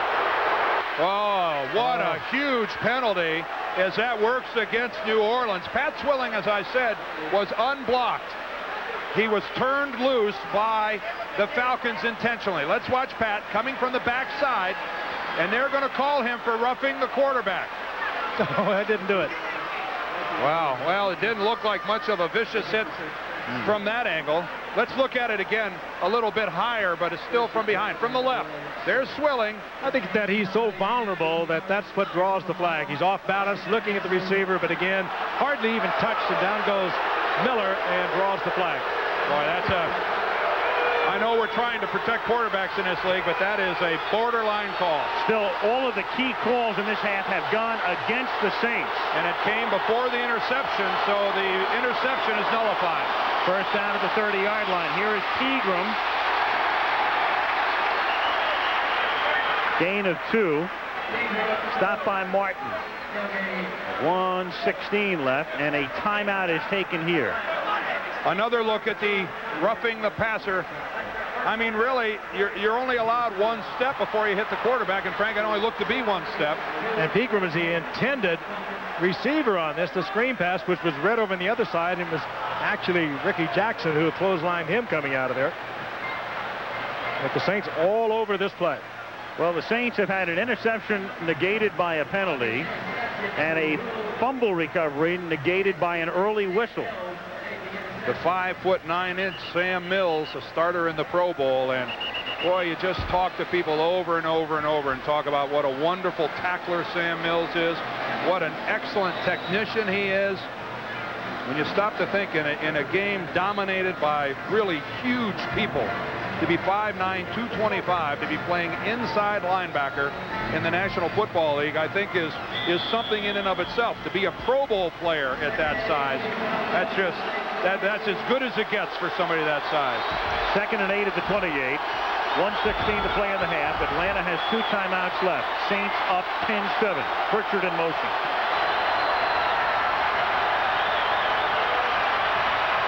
Keep it on the ground. Pegram spin move, tackled at the 28 by Swilling, no gain. Right now they are in position, if they don't gain another yard, where they could bring Johnson in for a game-tying 45 or 46-yard field goal. And Atlanta takes a timeout here. They have 1 remaining. Well, now that was a good play by Pat Swilling, who moved inside to an inside linebacker position, attacked Houston Hoover, the left guard, and beat him to the inside to make that play. That was excellent by Swilling. You know, those of you who might have watched the game last week in which Dallas beat Atlanta, you recall that they used Deion Sanders as a wide receiver, and even though he dropped a couple of balls, he was effective. He dropped one that could have been a touchdown. He was taken out of bounds on another. We asked him why he wasn't going to be in there today, because he had a rather good preseason working as a wide receiver. And he said, I don't know. He said, I just haven't had the work. They haven't worked me this past week, so I guess I won't be in there. He said, I've been in their face trying to tell them they need me out there, but they haven't worked me.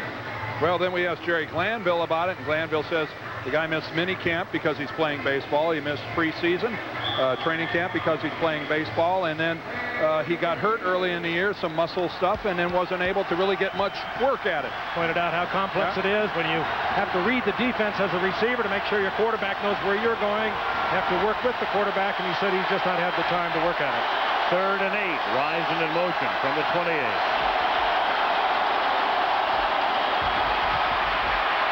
Miller has the first down. Haynes makes the catch. He takes it to the 12-yard line. They have 1 timeout left, and they utilize it right here with 55 ticks left on the clock. Well, Haynes will get your attention. He runs a 4.2840. Went to the Olympic trials and ran against Carl Lewis in Indianapolis in 1988. So consequently, you get great respect from this youngster who's averaged coming into the game, 22.5 yards per reception. He's a kid who grew up here in New Orleans. He went to high school here. He didn't play high school football. He played in the band. He was a trumpeter. Let me ask you a question here, guys. What do you think about their calling a timeout right there? I mean, they had plenty of time to run up to the ball and run a play and conserve that timeout. Without a timeout, when it comes down to trying to get it stopped to run a field goal, you take away the middle of the field by not having a timeout at your disposal. I find that to be an interesting call by the Falcons, using their final timeout there instead of running to the line of scrimmage. With a lot of time remaining, 55 seconds on the clock. You know, if it's 25 seconds on the clock, then I can see you don't have time to do it. But with almost a minute left, I'd have run up there and run a play. And for Chris Miller, again, keep your eye on number 80, Andre Rison. He is the one that works so well in close. 1st and 10 at the 13-yard line. Pritchard in motion. So 3 receivers now set to the left. Miller, after looking that way, gets sacked back at the 28 by Wayne Martin. That is a 14-yard sack.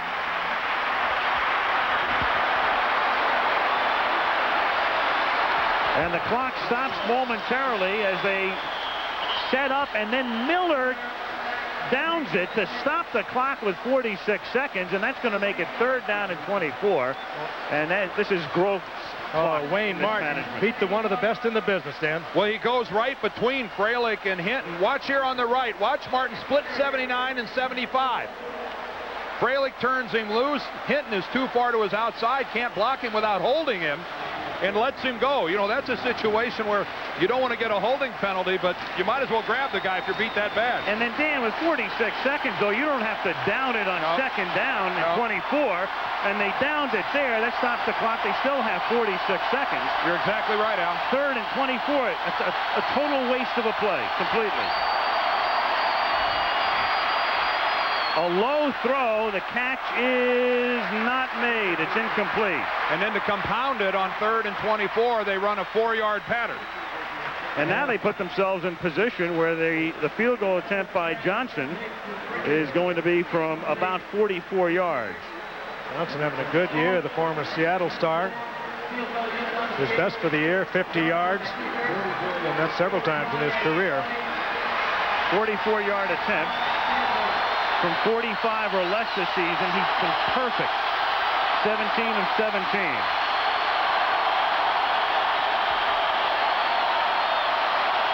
From 44, he tries to tie the game. And he does. So he couldn't find a home in Seattle for 91, but he has really found a home in Atlanta. And the Falcons are used to being 10 down in this building, as they were in November, and they came from behind and won that game, and they were down 10-0 in this one, and have tied at 10-10 with 37 seconds remaining in the half. You know, it's interesting, too, for New Orleans fans. They've been ecstatic over the past couple of weeks because of their big victory over the Raiders, 27-0, 27-3 over Phoenix, and of course Atlanta losing to Dallas. They win the division, but in the back of their minds, they've got to think back to the 5 games they lost. They were leading in those games going into the 4th quarter, all 5 of them. They lost 4 games in a row. And coming into the tail end of the season, that they were leading going into the 4th quarter. So it's kind of an uneasy crowd that sits here today. You know, we've harped on clock management all year, but I mean, week after week, we see it. Not only did they take their last time out with 55 seconds, burn the play by downing it, but they've left New Orleans with 37 seconds and all 3 timeouts on the other side. No, you're right. It's something that you would think would be handled better than it is by a lot of teams, but you know, once again, though, we're kind of removed from the pressure side of it up here, so maybe we're afforded the opportunity of being a little more analytical. But still, they're paid to make those kind of decisions, and a lot of times you see poor decisions made. Fred McAfee will take it out of the end zone. Breaking tackles. Great run back to the 35, and a flag comes in as well. That might be a face mask. That came in late. There are 2 flags, actually.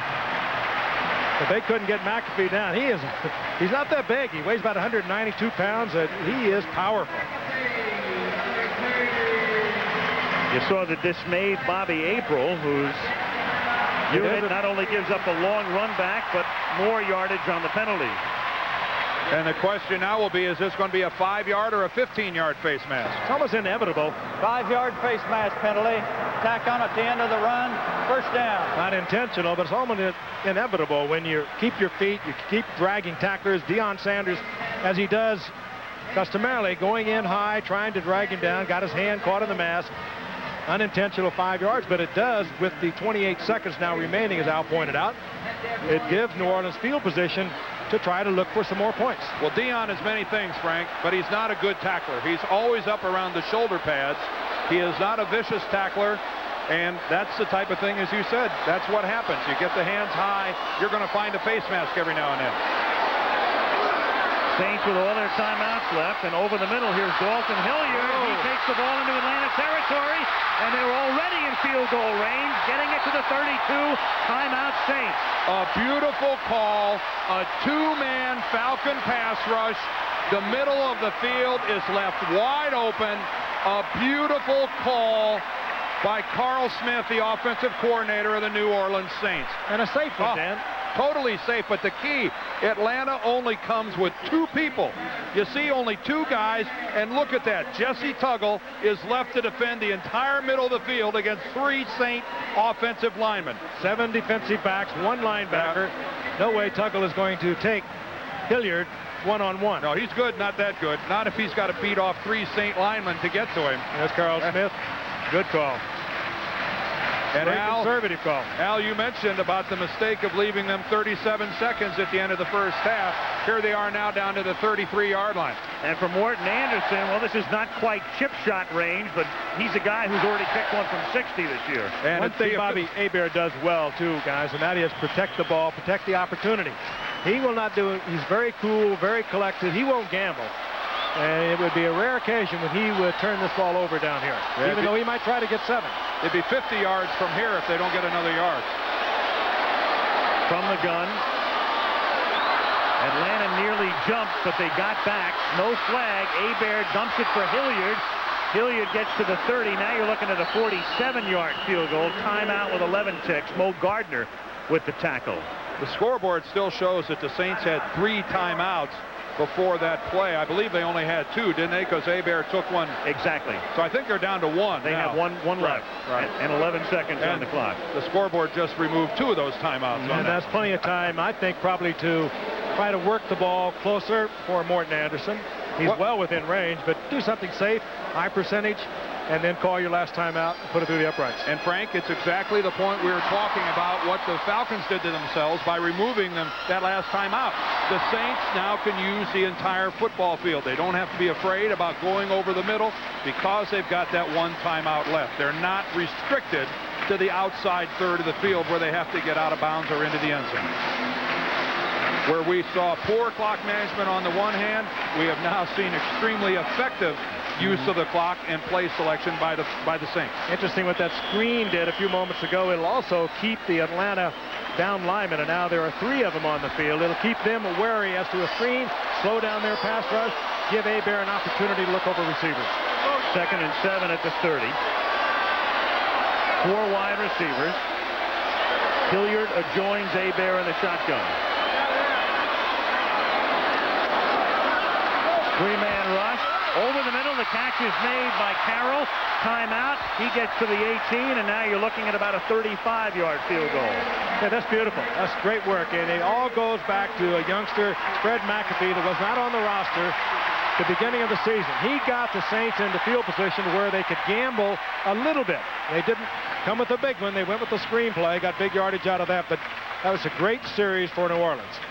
The calls were perfect, and it was a superb effort by the youngster Fred McAfee, returning that kickoff. Again, the Falcons special teams this year, blocking 7 kicks, including 2 field goal attempts. Anderson, as you look at Rozier on the Atlanta sideline, Anderson will kick this one from about the 25-yard line, a 35-yard kick, to try to give New Orleans the halftime lead. Joel Hilgenberg will snap it. Tommy Barnhart will hold it. 35 yards.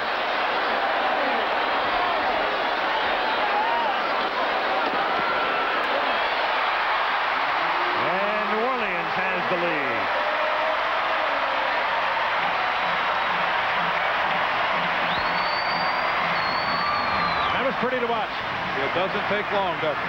Great clock management. The perfect calls, perfect execution. Well, it all started with the good kickoff return.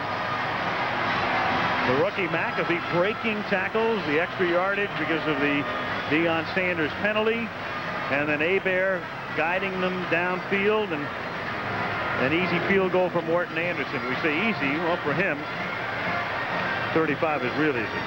Oh, what a pretty look that was right there. And Barnhart and Anderson. Don't you love it when kickers? That was a such dainty. a delicate headbutt. That was a dainty headbutt. That was a petite headbutt. Petite headbutt. I like that.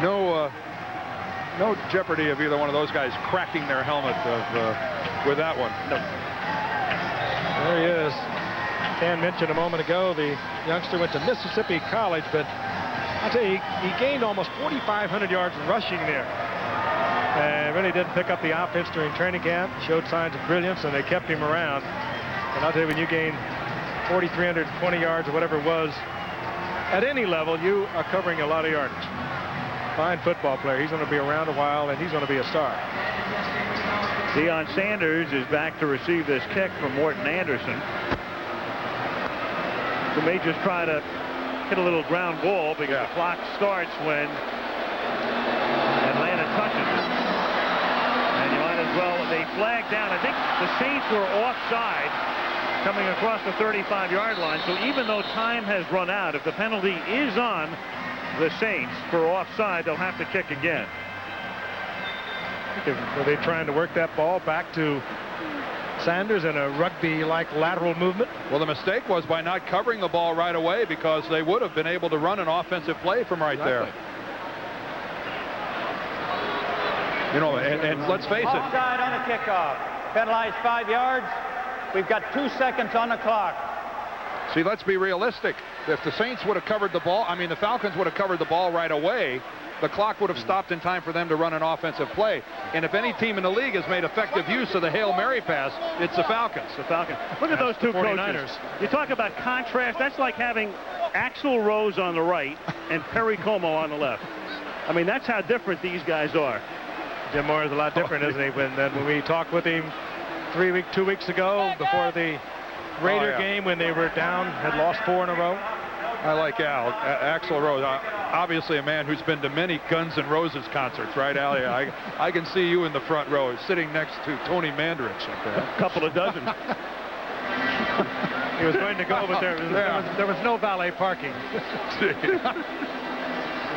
Axl Rose. You wouldn't know. All right. You wouldn't know Axl Rose if you tripped over. All right, Van Halen. Twisted Sister. Had a hard time spelling MC Hammer. Please, drop the MC. Where's Vic Damone when we need him? Where's halftime when we need him? Yeah, it's coming.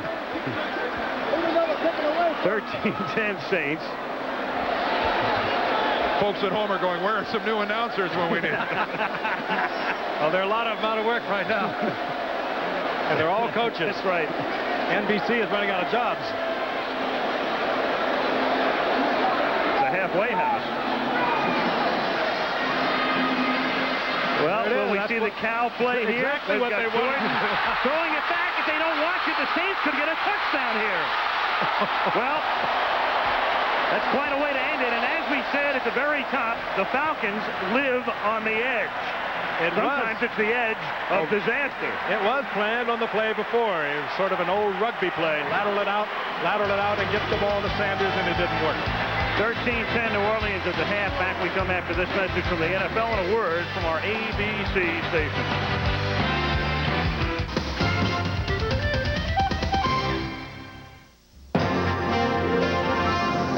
The Lexus Halftime Report. Brought to you by Lexus Luxury Automobiles, the result of a relentless pursuit of perfection. Here now, Frank Gifford.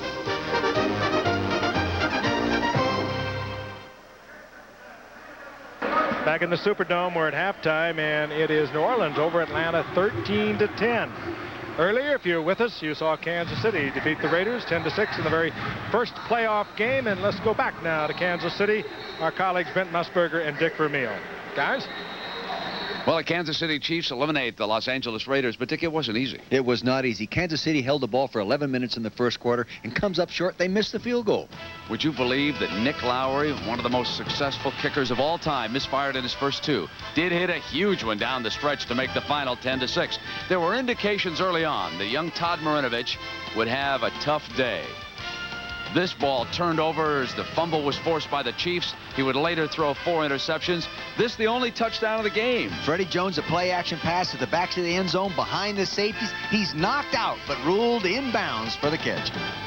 Now, you think the Raiders should have just kept giving the ball to Nick Bell in the second half. He was impressive. You know, he had 10 carries for 65 yards there at one time in the ball game.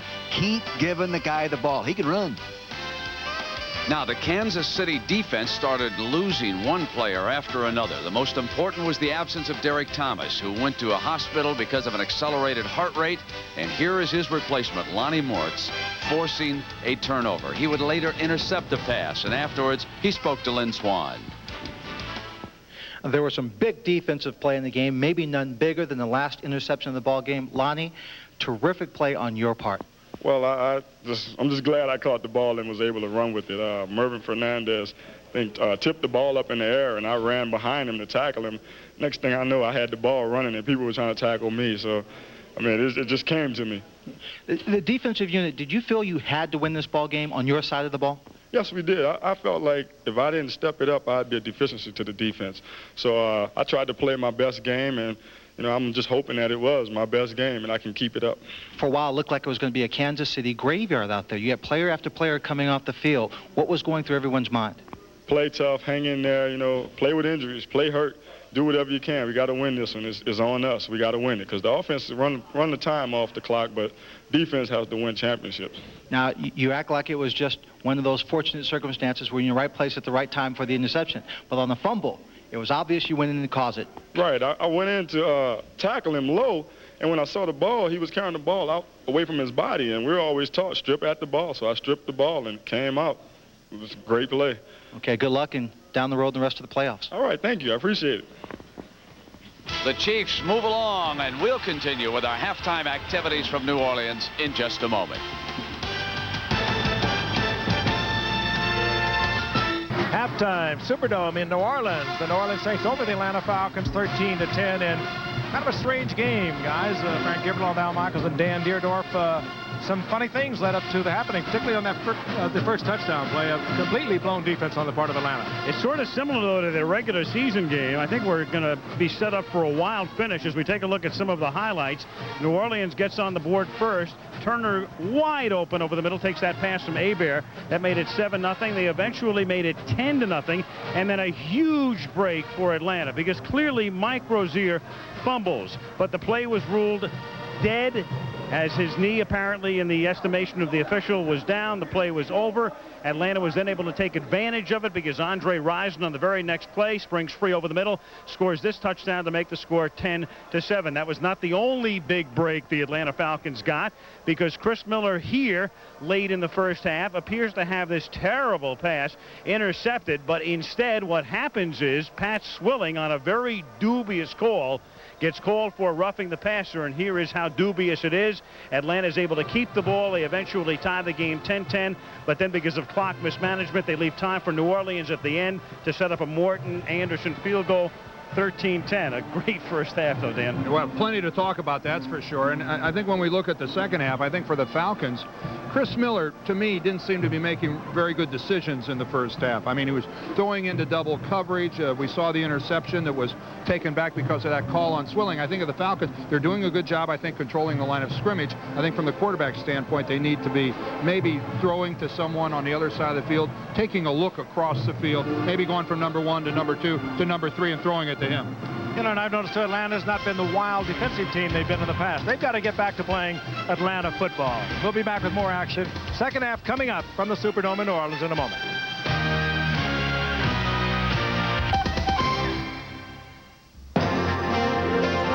The NFC Wild Card Playoff Game.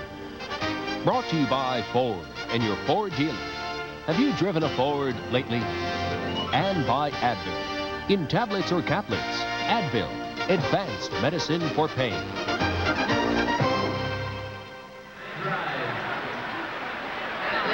The Superdome in New Orleans. I played a Pro Bowl game here one time in 1976, and Ray Guy kicked the ball into that screen up there, hanging over the field. I couldn't believe it. We did call the game. We had it on as part of Monday Night Football package, and nobody could believe it. Well, we were both there then, huh, Frank? Yeah. But none of us could believe it. And we couldn't believe this either last night. Check this out. This was room service for Dan. If you like to eat, this is a pretty good spot. New Orleans. Big Easy, what they call it. 13-10 is our halftime score with the Saints on top, and here are the numbers through the first 30 minutes of play. You can see the Falcons have improved a little bit their time of possession deficit. Have gobbled up some yards at one point in time there. Well into the first quarter, they had nothing. And 3 turnovers so far in this ball game, and there could have been more. A couple were negated.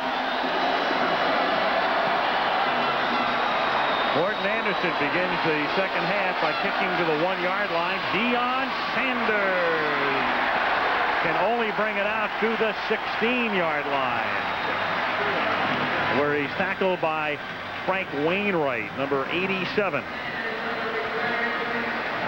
And Jordan blocking on the play, slow to get up, and that could be a big loss for the Atlanta Falcons. He is their starting strong safety.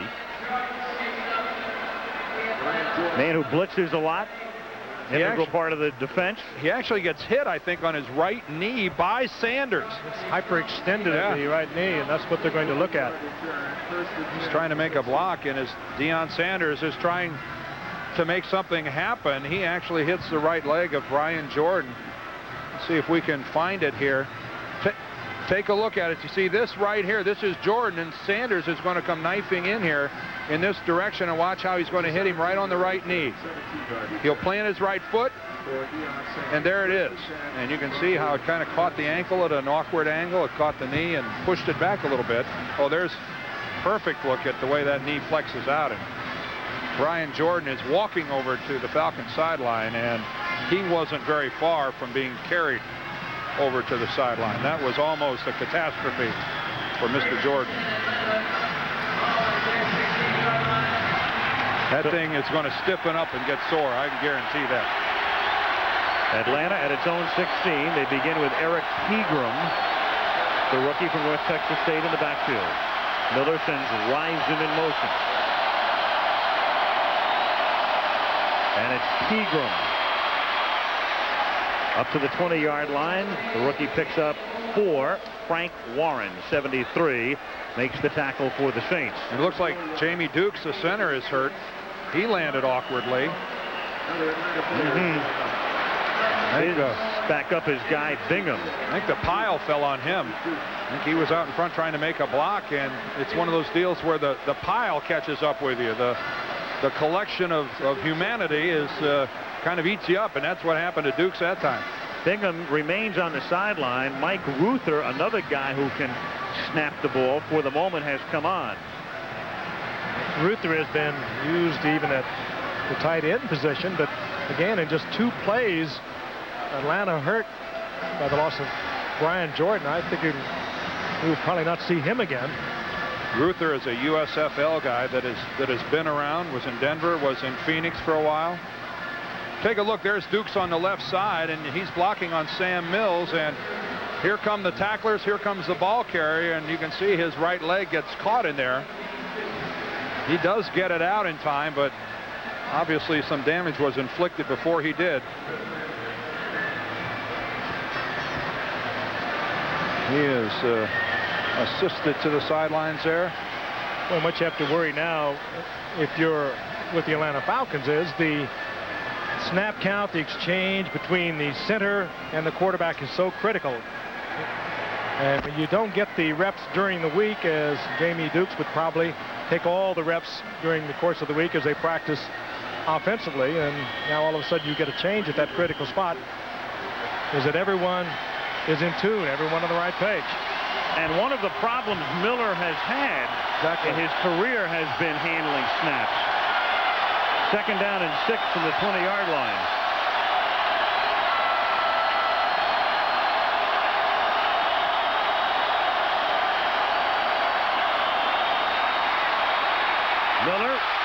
Stepping up, throwing, finds the open man, Risen. And he goes out of bounds at the 38-yard line, and that's a first down.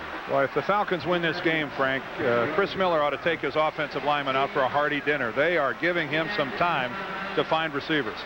Take a look at Risen again, Pro Bowl bound, but you're so right. Now, Miller has a lot of time. This takes a lot of time to get this pass off. Crossing far over from the left side, breaking across till he clears the linebackers, and Miller had to wait, had to get the protection, and he got it in there. And they continue to work on Dukes. Yeah, there's Jerry Ray, the trainer of the Falcons, working on Jamie Dukes, trying to put all Humpty's pieces back together again. From the 38 on first down, Miller going to take off with it. And he is out of bounds, a little short of the first down as he gets up to the 47-yard line.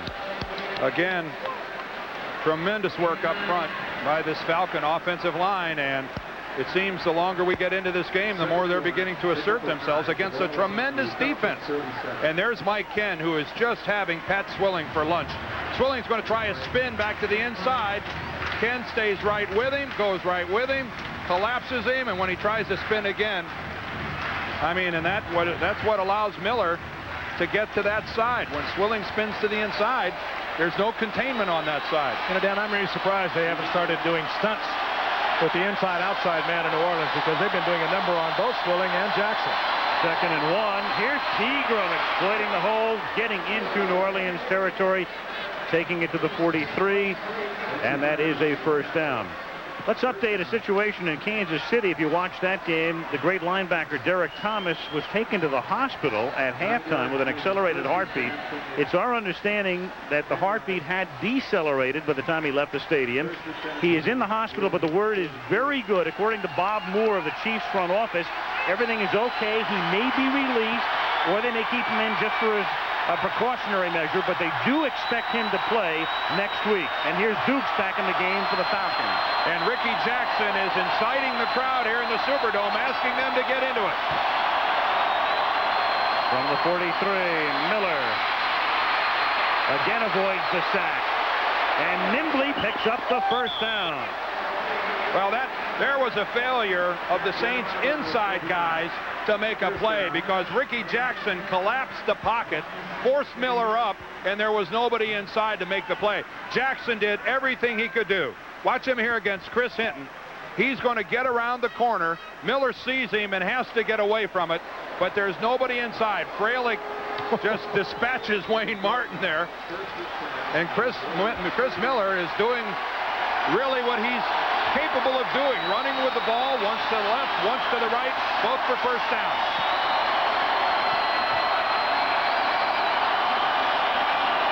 Two down linemen for New Orleans from the 32-yard line. Pegram goes nowhere to the 2nd and 10 with 11:45 to go in the third, and the Saints on top 13-10. Jackson and Knipsey in on the tackle. Could have been a change at the line of scrimmage.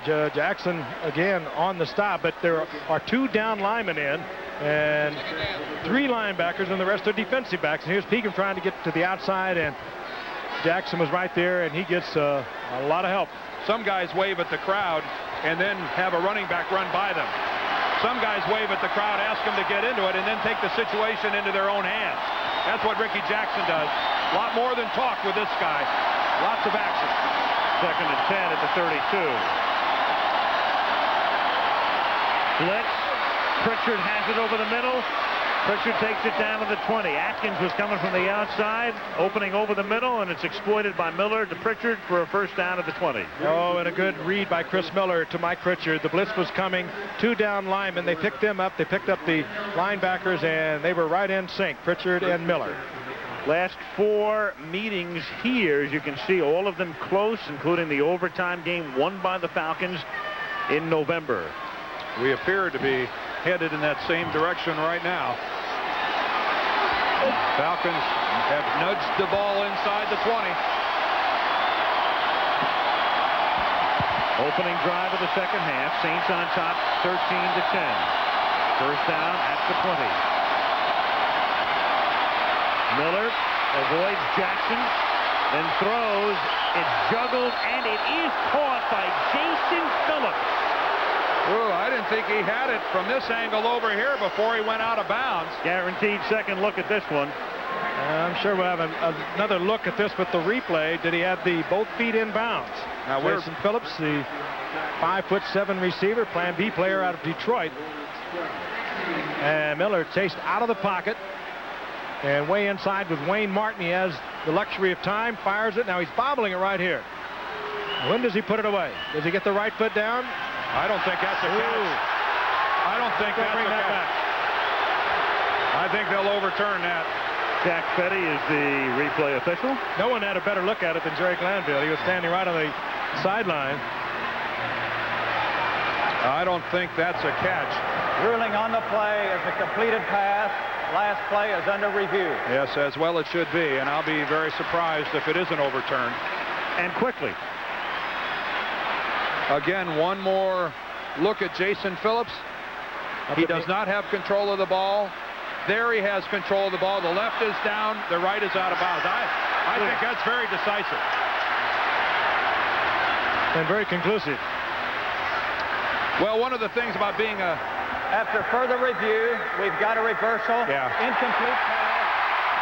Brings up second down. Let's watch another part of the play. Let's watch two old pros go at it, and two Pro Bowlers, Bill Fralick and Ricky Jackson. Watch Fralick, 79. He's working against Ricky Jackson. Here comes Jackson to the inside. Fralick is locked up with another guy, and he kicks out his left leg and tricks Ricky Jackson. That is a penalty. You are not allowed to trip another player. Have you ever done also real smart. Did you ever do that? All the time. I thought so. Darn right, because it's almost impossible for an official to see it. Second and 10 at the 20-yard line. Lost it into the end zone for Haynes, and it is a touchdown. Michael Haynes. Michael Haynes with the great speed. He doesn't look like he is moving as rapidly as he is. He's a 4.29 sprinter, great 100-meter sprinter. Olympic trials in '88, and he just blew by Reginald Jones, and a beautifully thrown timing pass by Chris Miller. That's Jones right up in his face. He's going to have help to the inside, but he tries to play him a little bump and run here. And that ball thrown in there perfect. There's the help getting over there in the form of 29 Vincey Glenn. Glenn was late, and Reginald Jones just did not stay with the speedy Michael Haynes. But what a great job by Haynes of holding on to the ball and taking that hit by Glenn, because if that ball would have come out, that would not have been a catch. He's got to come down and demonstrate possession. That was just superlative on the part of Michael Haynes, who helped slay the Saints during the regular season with a couple of big plays. And right now, he has given Atlanta the lead. And at this moment, Michael Haynes is even with Reggie Jones, the cornerback, and now he blows by Miller with a great shot. Now watch the blow by Vincey Glenn, and for the receiver, he knows he's going to get hit. That was a great effort on the part of Haynes to hold on to it, but he knew he was going to get hit. Once that ball was in there, he just clutched it to the chest, took the shot, and he's a little woozy on the sideline. Norm Johnson kicks off. A bouncer downed in the end zone by McAfee. And we have 9:52 remaining in the third quarter with the Falcons on top by 4.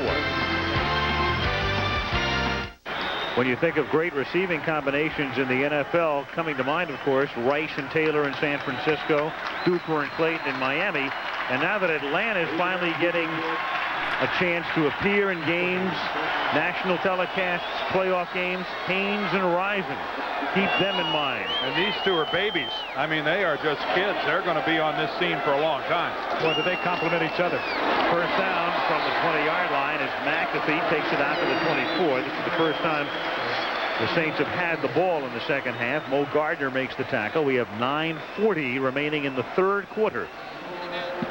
If Atlanta wins, they will go to Washington next week, because Atlanta would be the 6th and final seed in the playoffs in the NFC.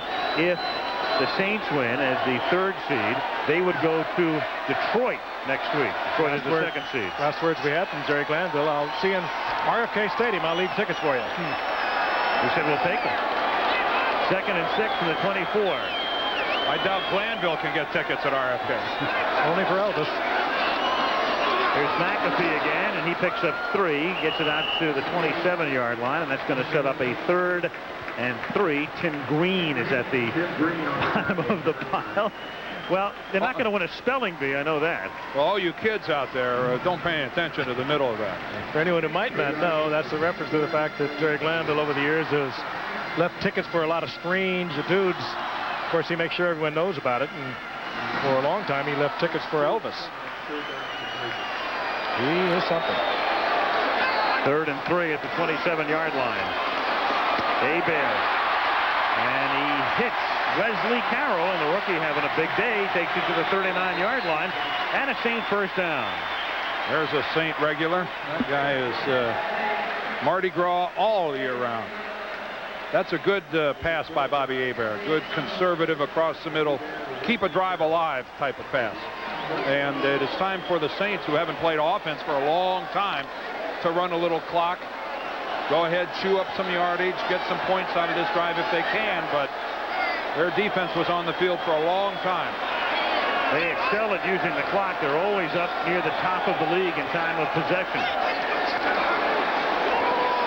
Hebert on first down, buys time, throws, and the pass is incomplete. Quinn Early had it, couldn't hold on. It might have been tipped at 2nd down.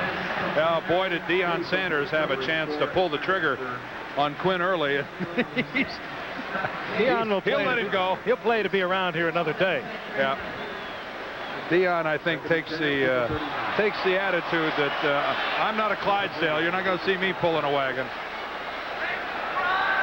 A great football player, Deion Sanders. I don't think I've ever seen one that quick. You'll see the shot that he could have taken on Quinn Early. No, guys. That's all right. I'll pass that one up. That's Floyd Turner now lining up in the backfield, number 88. They send him in motion as the play clock ticks down. Hebert on 2nd and 10. Throws, and it's a beautiful pass caught by Turner just before he goes out of bounds. First down. And Hebert released it just before he went down. He threw that ball. Turner hadn't even looked back when he released it. He had to throw the ball, had to get rid of it, and I'm sure he didn't see it caught. That's another blitzing opportunity. There comes Scott Case. Jesse Tuggle comes on the blitz as well, and the Saints make the adjustment. It is just tremendous pressure on the cornerbacks and all the guys in the secondary when you're going to blitz, and blitz as much as the Falcons do. If the receivers and the quarterback are in sync, you're going to see a lot of big plays against them. 1st and 10 at the Atlanta 47-yard line. Here's Dalton Hilliard. Gain of 3 to the 44 as the clock ticks down to 7 minutes remaining in the 3rd quarter. The Falcons on top 17-13. What did Jerry Glanville say? In that first game, when we got beat 27-6, we played normal football. We didn't play our kind of football. In the second game, when we won in overtime, 23-20, we played Falcon football. If they blocked with 5, we brought 6. If they blocked 6, we brought 7. And we have not really seen that today. They have not been outrageous in coming with the blitz. They use the blitz very judiciously, and probably because New Orleans throws high percentage stuff, and they can really get killed when they do blitz. 2nd and 7 from the 44.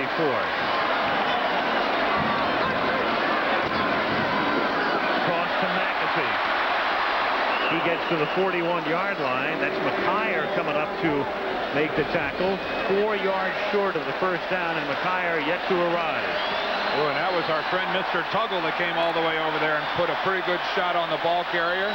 Risen was low, Tuggle was high. I mean, McKyer was low. Tuggle might have got Tuggle was high. Tuggle came across to put the hit on. He might have got McKyer. 22 is McKyer, and he stays on the carpet. And they're looking at McKyer.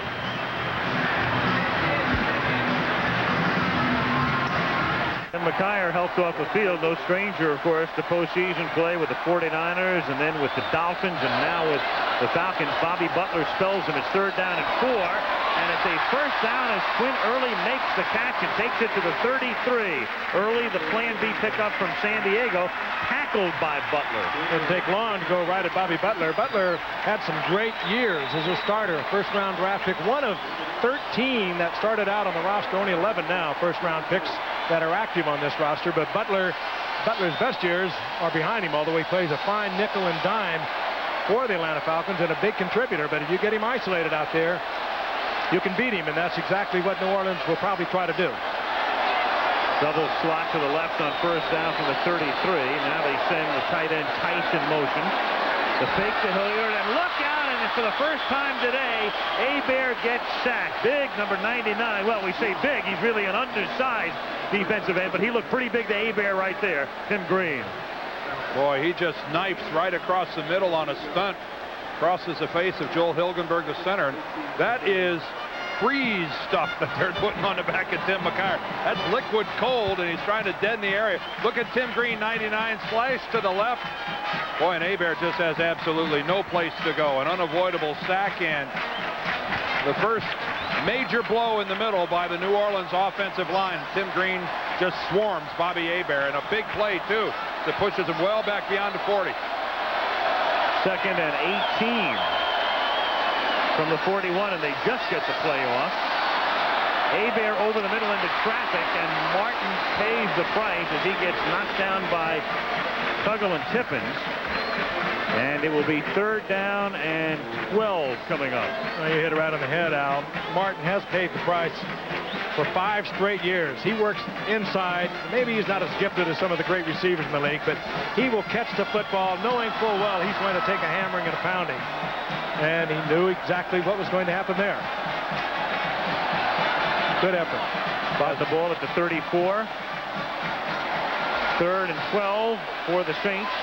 Hebert from the gun. Bobby to throw. They have to get to the 23 to convert. And they do on the catch at the 22 by Quinn Early.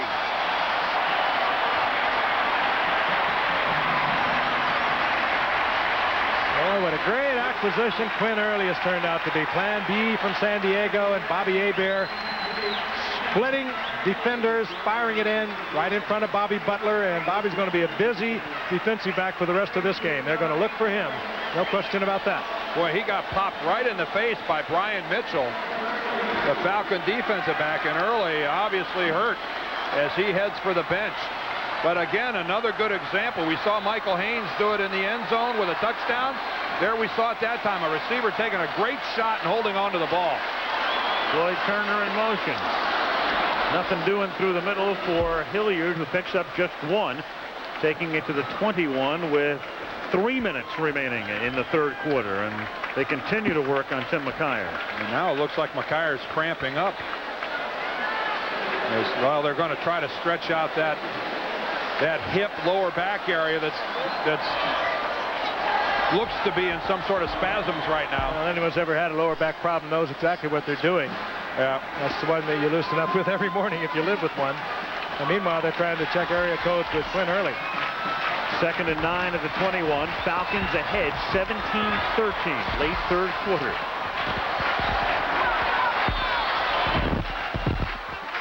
Hebert just dumps it off, and it's incomplete. And Hebert goes down, and a flag goes down well after the play. Well after the play is exactly right. So Hebert very slow getting up, but still in pain. Howard Rowe refereeing his first postseason game.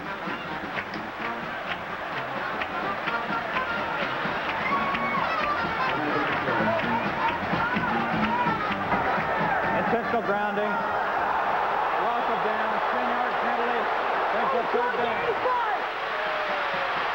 Jim Mora wants to talk to the referee. He wants Howard Rowe to come over, and Hebert is incensed as well.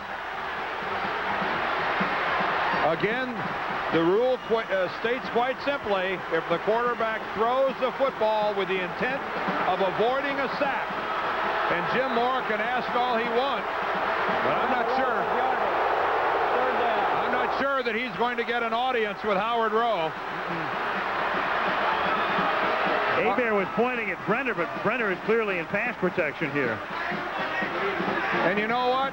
It's hard to argue with the call. Bobby Hebert was going to be sacked, and he dumped the football, and that is the rule. And if the referee chooses to interpret it literally, the flag has to be thrown. There was no receiver in the area. It was a good call. 3rd and 18 at the 31-yard line. 4-man rush. Hebert fires to the 20, and it's a flag Brian Mitchell is flagged for interference. Mitchell just got that arm in there a little early. Watch his left arm as he comes in. There's no question about this one either. He cannot make contact. Fighting through the receiver to the ball. And watch the left arm. He's got it draped around him before the ball ever gets in. Well, and it not only his arm, but it appeared that his chest and torso had made contact well before the ball got there. Again, that's a great effort on the part of Hebert. Lost in the call and the flag, and the penalty is the fact that Hebert... Defensive pass interference. First down. Yeah, the pass rushers all over him and still managed to get rid of the ball. That was a much better look at it right there, where you could see the body contact made by Mitchell on Martin. So back-to-back penalties, one on the Saints, then the follow-up on the Falcons, pretty much have evened things out. It turns a 3rd and 18 into a 1st and 10 at the 19. 2:21 remaining in the third quarter. Atlanta on top 17-13. And Jim Mora appears to be aging before our very eyes. Playoff football will do that to you.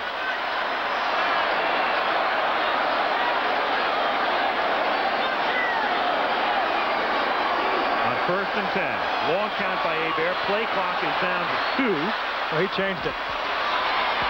Hilliard, and he gets wrestled down by Ken Chippens for a loss back at the 22-yard line, a loss of 3. You know, Al, a lot of people don't understand how valuable a Deion Sanders is. That was a change off to a fade route to Eric Martin. Deion Sanders was all over Martin. Hebert couldn't go into the end zone with it, had to dump it off, and so there's a loss of 2 yards, and it could really be credited to Deion Sanders. He had perfect coverage on Eric Martin, and that's where Hebert wanted to go. Yeah, I've come full cycle on him 3 years ago. You just really wondered when we watched him at Florida State in their game against Auburn that he has turned into a great cornerback. 2nd and 12. Each team's had the ball just once in this quarter. Here's McAfee, who runs right through Donaldson and takes it down to the 13-yard line, where it's going to be 3rd and 5 with a minute and a half to play in the period. Boy, the big boys came to play today, didn't they? I mean, these are two teams that aren't shy about contact, and they appear to be reveling in it here this afternoon. Watch the power of McAfee. Donaldson makes a mistake, tries to take him high, and McAfee just goes right through Jeff Donaldson. And these guys, as we used to say, are poking and stroking. They are hammering each other. McKyer is back in. Quinn Early is back in. It's Lords at the moment. I'll tell you, there's no tomorrow. If you can drag it out there, you drag it out. 3rd and 5. Hebert losing one, and it is incomplete. Turner almost came up with it. McKyer with the coverage. They went right to McKyer. I really wonder if they knew that Bobby Butler had gone out of the lineup. They came over with the fade pass, and it was perfectly covered by McKyer. Yeah, but McKyer has been on the sidelines nursing that bad back, so what better way to find out if he's all the way back into it? Well, he played it well. Sure did. And even then, it was almost caught by Turner. 31-yard field goal attempt for Morton Anderson. Barnhart to hold. So spotted at the 21-yard line. Atlanta jumps, flags are down, there's no play. Watch out, because if Jesse Tuggle was across the line, this will be a New Orleans first down. Very close to it. Or Rielkitz.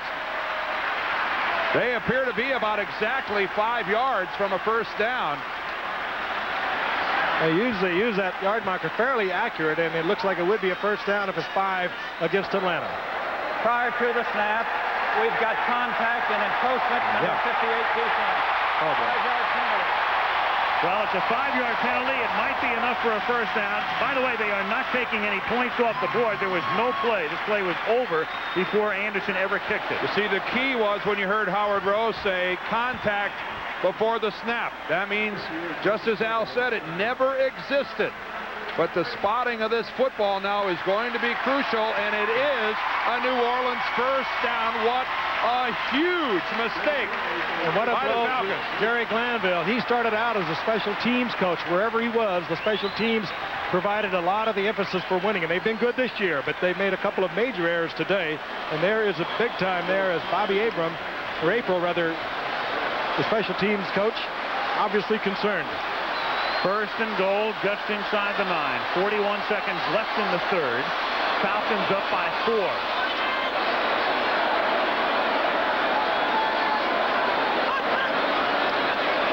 McAfee behind Jordan. Takes it to the 4-yard line. Stopped by Tuggle.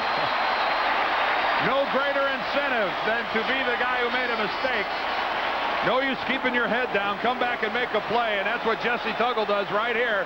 Look at the pursuit. Has to go around his own man, gives some ground, but then still musters up enough to get in there on McAfee.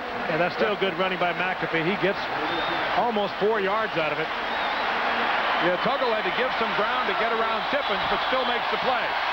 End of the third quarter. This one has been a beauty. Atlanta 17, New Orleans 13 will return with our wild card playoff game after this word from our ABC station.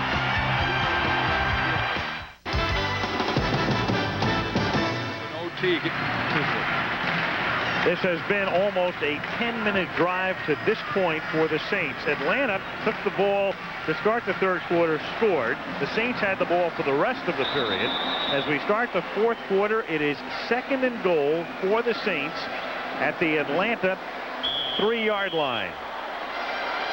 Falcons on top 17-13. Al Michaels, Frank Gifford, Dan Deerdorf. 15 minutes left in regulation. Hobie Brenner hasn't been a part of this game yet. Good spot for your tight end. On 2nd and goal, McAfee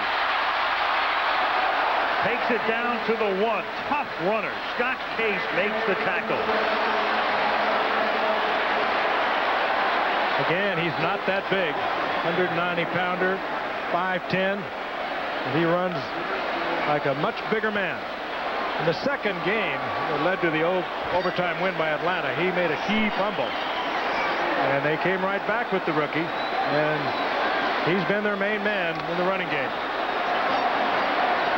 3rd and goal at the 1. Dalton Hilliard is in the backfield. With Jordan offset. Tice in motion. They give it to Hilliard. Touchdown Saints.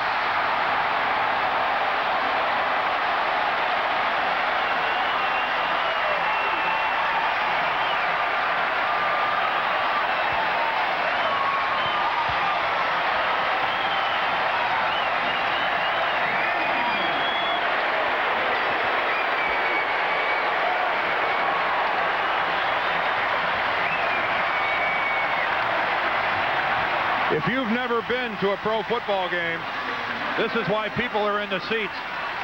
Because it's fun to be in a place like this when your team's winning. And that's what that touchdown by Dalton Hilliard did for the Saints of New Orleans. Gave them a 2-point lead. Hilliard takes it in. He had a 65-yard touchdown in the first Atlanta game. Gets a big one here. Anderson for the point after. Make it a 3-point lead. They're in their seats and they're out of their seats. They're standing at the Superdome. The Saints have never won a postseason game. They lead by 3.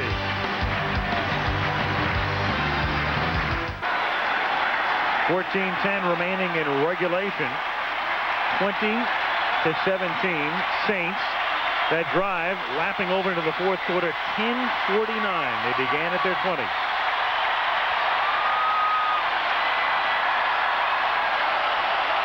Jerry Glanville, he said, we're like an NBA team. We just want the last shot at the end of the game. You know, they make a lot of big plays, and teams that make big plays, like the Raiders, they make a lot of mistakes also. Tuggle offsides. He's trying to block the field goal. And they ultimately wind up with the touchdown. But teams that make the big plays will also make the mistakes. They'll hurt themselves, but they keep coming back, and they'll be there at the end. I wouldn't kick this to Sanders. I wouldn't give him a chance. He doesn't get it, but he does on the lateral from Jordan. And he only gets it back to the 20-yard line. And Bobby April looks dismayed as it'll begin from the 21. And we take a look at the numbers after 3 quarters when we return to the Superdome in New Orleans, where the Saints lead by 3.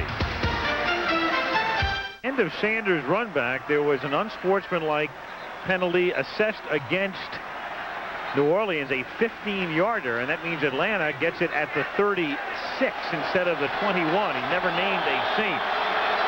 He didn't name the individual, but it's a 15-yard penalty against New Orleans. And it wasn't involved with Sanders himself. Wasn't a late hit or anything, so that's our way of saying we're in the dark about it. 1st and 10. Atlanta from the 36. And listen to this crowd. Miller finds the open man. That's Pritchard.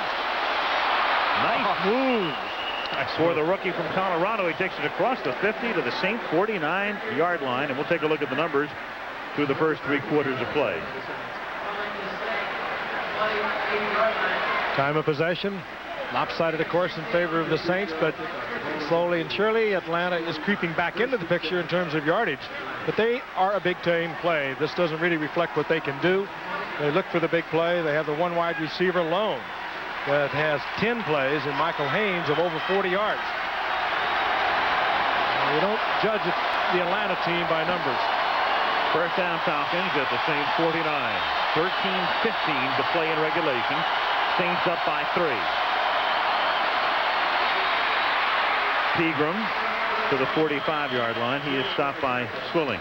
We mentioned that the Saints are looking for their first ever postseason win. In Atlanta's 26-year history, they have won 1 postseason game. They beat Philadelphia in 1978 in a game in which they trailed 13-0, and Steve Bartkowski threw 2 touchdown passes in the last 5 minutes, and Glanville was an assistant coach on that team. And Ricky Jackson has beseeched the crowd for noise, and you could actually see our sideline camera shaking. These are not portable stands. This is a stationary building that's shaking. 2nd and 6. Miller throws, low throw. Is it caught? Yes, it is. Somehow, some way, at least ruled on the field a catch by Floyd Dixon. It'll be 2 yards short of the first down at the 41-yard line. Floyd Dixon getting the single coverage and getting the coverage from the safeties. And getting less attention than Andre Rison and Michael Haynes, and consequently he has been a target for Chris Miller. Fasten your seatbelts, guys. Just keep in mind, if you're Chris Miller, you look at a defense and you want to change the play, no way you can do it. That's the advantage of this home field here in New Orleans. 3rd and 2 at the 41-yard line with Rison in motion. They try it on the ground. The rookie Pegram, enough for a first down. He takes it to the 37-yard line. Stopped by Gene Atkins. I don't know that I've been in a football stadium for a lot of years where I've heard noise like I've heard the last 2 plays. Incredible. And right now they're catching the breath, and they'll be back in a moment. Yeah. Well, I can see where that'll tire you out. Here they go. Bill Fralick is out of the game at right guard, and he's replaced by Mike Ruther. First down from the 37-yard line. 4-man rush. Miller going deep, looking for Haynes, but he throws it out of bounds, and Haynes was blanketed by Milton Mack. Never got free. 2nd down. Mack also getting help from the inside. Brett Maxey back there with him. Good coverage.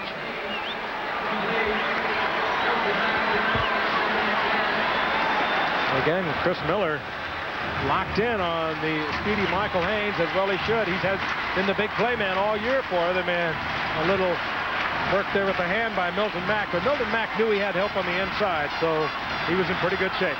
There's Fralick, who is shaken up, as we said. Ruther now in at right guard. Earlier, he spelled Jamie Duke at center. 2nd and 10. Here's Pegram. Nowhere to run. Nowhere to hide. Swilling and Warren are there at the 39. Well, you think the last couple of plays were noisy. Wait till they Wait till they strap on this third down and long situation. And a key play here for the Falcons. They need more yardage to get into field goal range. I think they're outside right now. They need another 8 or 10 yards. At least that. Yep. For a viable option for the field goal with Norm Johnson. 3rd and 12 at the 39. Listen to this.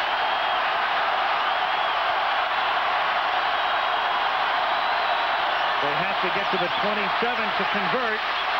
Miller throws, and he picks up the first down as the catch is made at the 20-yard line by George Thomas. A receiver who was hurt last week. Rehab, came back, third-year man out of the University of Nevada, Las Vegas, makes a very big catch for a conversion. These are sore ankle. They didn't know he was going to be able to go. These are slow developing patterns, Frank. Again, it was all based on tremendous pass protection for Chris Miller, who went from the first to the second to the third guy. I mean, Miller reading the right receiver. Now he's in a little bit of a panic here as he moves in, steps into the pocket, pulls it down, and delivers that ball right on target to Thomas. Thomas's first catch of the day. He was in because Haynes was out on the last play, and the throw here is incomplete, intended for Thomas. So Haynes is on the Atlanta sideline, their big play guy, and Thomas has come in his stead. You really can't blame Thomas for not catching that ball. That's a ball he could have easily caught if he would have stepped out of bounds. He knew exactly where he was, tried to keep his feet inbounds, and the ball was just thrown too far outside. There's Haynes there looking at him. And remember the touchdown pass he caught earlier? And he took the tremendous shot from Vincey Glenn. Well, he is, I think, still recovering from that. He was woozy after that play. He's been in and out of the lineup, and now they're looking at him again.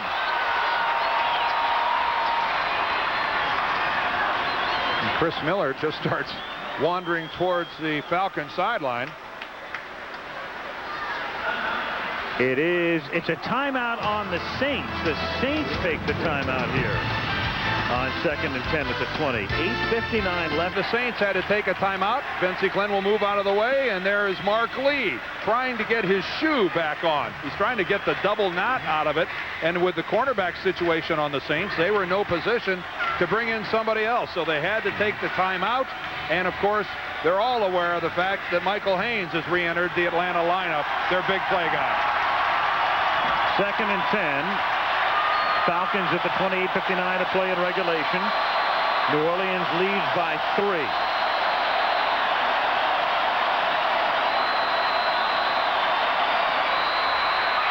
Miller, and Frank Warren gets him by the shirt and sacks him at the 25. What a great play by Frank Warren. He just explodes off the ball. Right now you're looking at, if there is an incomplete pass or no gain on this play, you're looking at about a 47-yard field goal. Take a look at Warren. Chris Hinton, the right tackle, is preoccupied with Ricky Jackson. When Ricky Jackson loops back to the inside, Warren was already on his shoulder and he couldn't do anything about it. Excellent by Warren. 3rd and 15 at the 25-yard line. Pritchard in motion.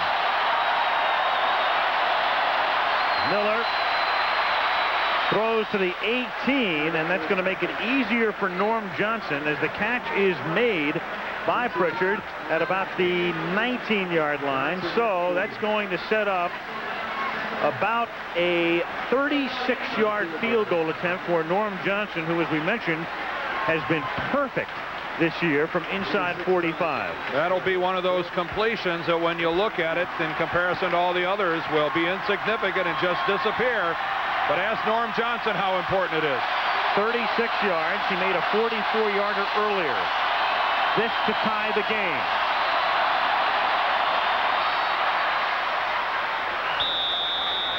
And the 20, crowd 20.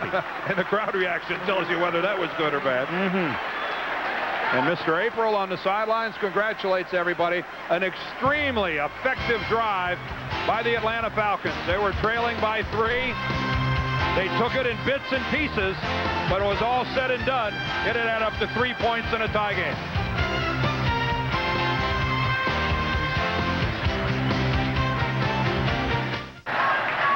The the Superdome in New Orleans, where the score couldn't be closer. It's 20-20. And in terms of total yards, well, it's about as close as it gets because there's a difference of only 2 yards as the Falcons, after their last scoring drive, results in a field goal tie the game. The Saints have gained 2 more yards than the Falcons. Johnson's kick is downed after some hesitation by McAfee in the end zone. They'll take it at the 20-yard line. We have college football tomorrow. It is the Dogs and the Hogs.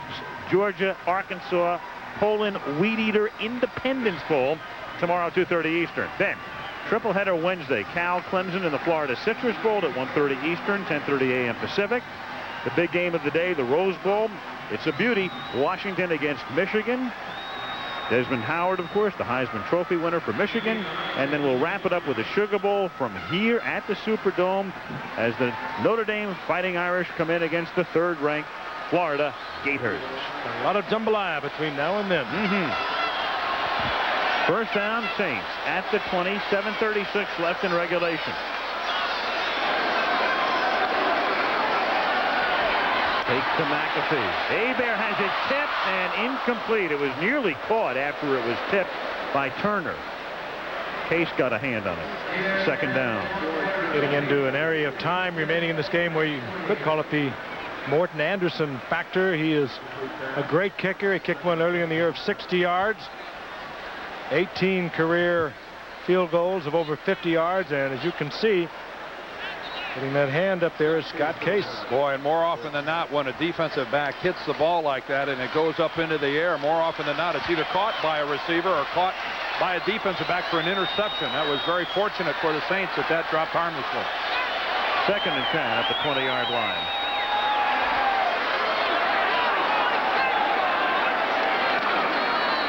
Falcons showed a 7-man front. Hebert throws it over the middle of the tight end tight, and he has a first down.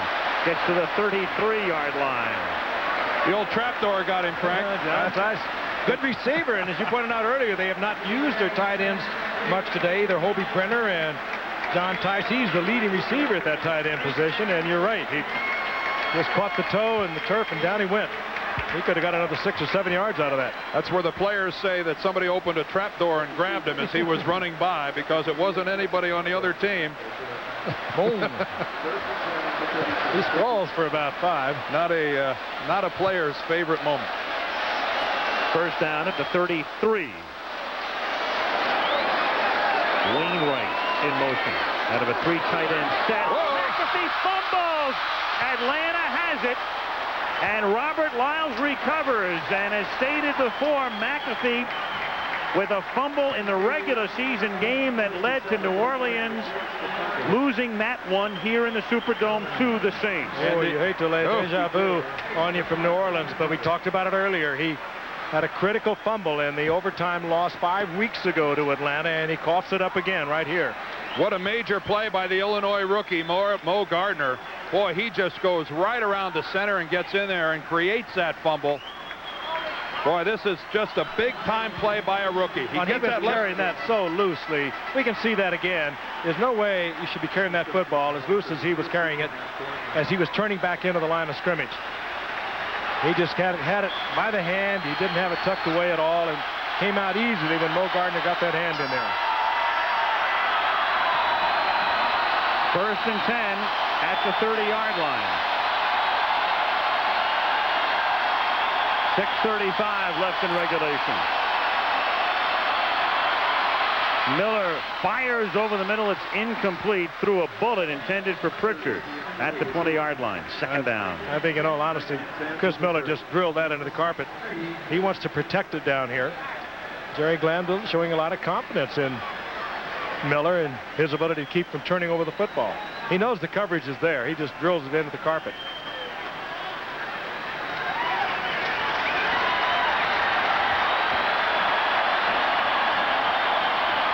It is second down and 10 at the 30-yard line. Big load now put on the New Orleans defense.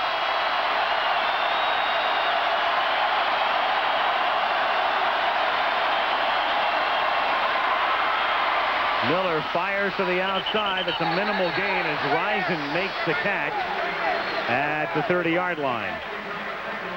Gene Atkins, who picked off 3 passes last week against Phoenix and had a 4th nullified on an interception, provided the coverage.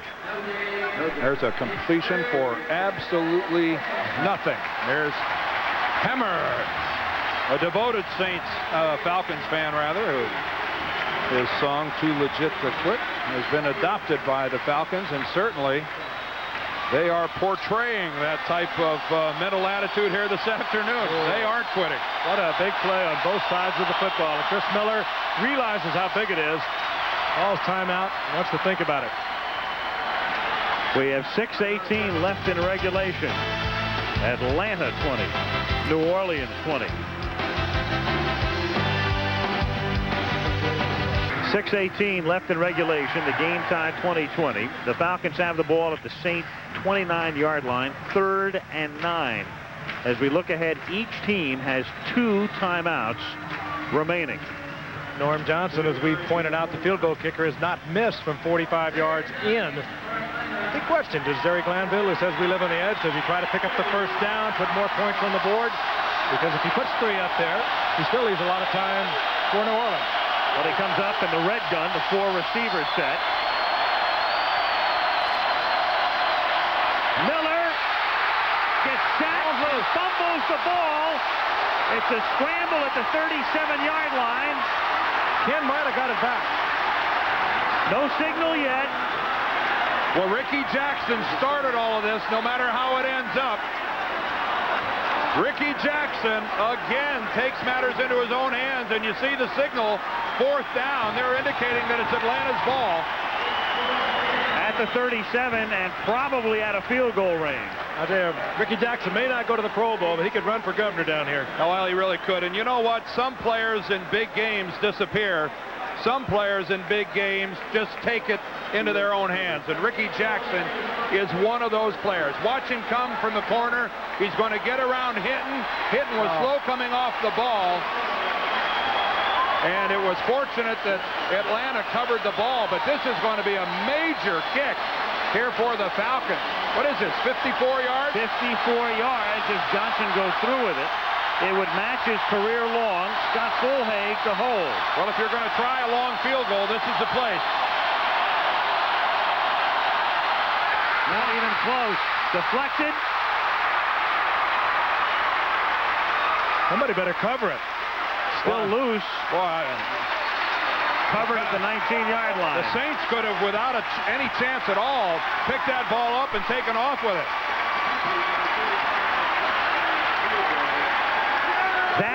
That's about the best thing that can happen to you if your kick gets deflected.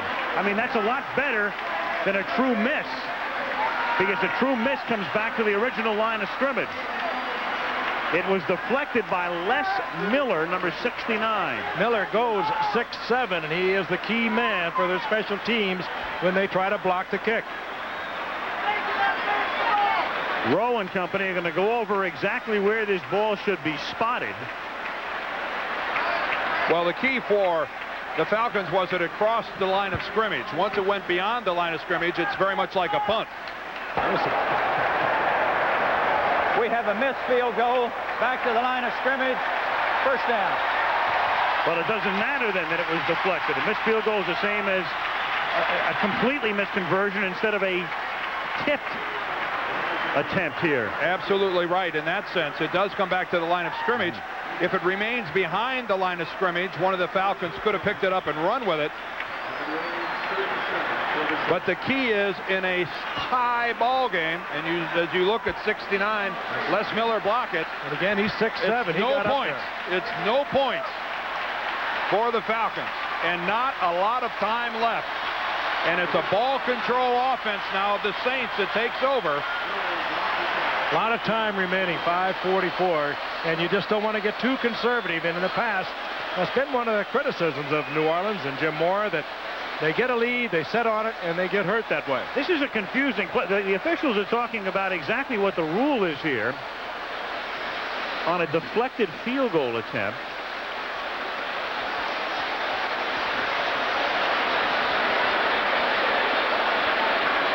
Maybe somebody upstairs is thumbing through the pages. Yeah, it's Play called on the field is correct. First down. Who first touched it is the key.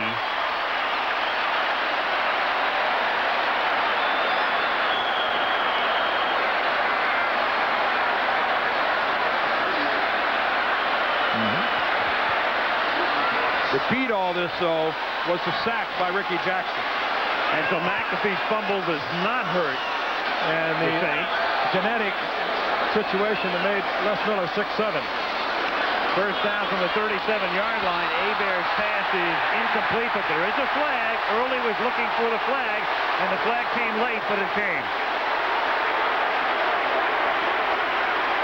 They got to early. Dion arriving just a little early that time. Ordinarily, he is perfect with his arrival. This time he just gets in and moves in on Quinn early, a little early. You'll see it right here. The thing about it, though, it's really only about a 7-yard penalty. It was first down anyway, so hardly a disaster for the Falcons. If that had been a third down play or something like that, it would be something you could say really turned the tide, but in the scheme of things, not all that relevant. First down at the 44. They have Hilliard in the game in the backfield with Jordan. 5:40 to go in regulation. Hilliard in motion. Hebert on first down hits Hilliard, and he in turn is hit by Jordan after a short gain. He's up to the 45. It'll be second down and 8. Again, you're a New Orleans Saint. You're thinking ball control, hold on to the football, think of the clock, and remember that you have one of the game's great kickers sitting on the bench, Morton Anderson. Here's Hilliard. He's in there for McAfee. We may not see McAfee again. McAfee fumbling the football that could have been very decisive in this game. This one a beauty. If Atlanta wins, they go to Washington. If New Orleans wins, they go to Detroit. Loser goes home. 20-20, 4:55 to play in regulation. Hebert on second and 8. Lost one. Nobody is there. Martin, I believe, the intended receiver, but he had broken the pattern off considerably short of where Hebert threw the ball. You saw Bobby Hebert saying, well, he was supposed to take it out. He was supposed to take it out. They call that a sight adjustment. Eric Martin read one coverage. Bobby Hebert, needless to say, read the other coverage. Hebert expecting Martin to continue downfield, and I'm suspecting that Bobby Hebert is right. Quinn Early and Eric Martin were not supposed to be side by side out on the field. Had a look at Anderson. He had a 60-yarder earlier against the Bears. Third down and 9 from the 45-yard line.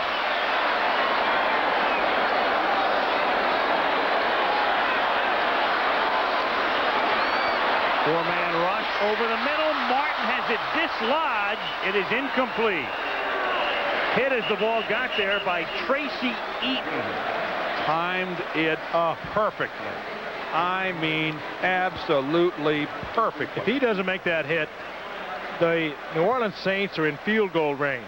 Tracy Eaton, a Plan B player from the Cardinals, just putting the major league pop on Eric Martin.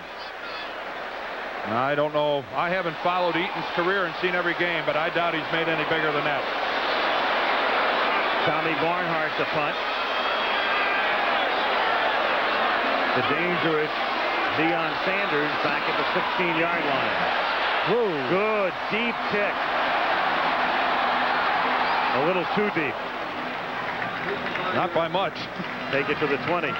Let me duck in something. The Chicago Tribune is reporting that Bill Parcells has agreed to take over as the coach of the Tampa Bay Buccaneers, and he's going to bring Jerry Venisi with him to become the general manager.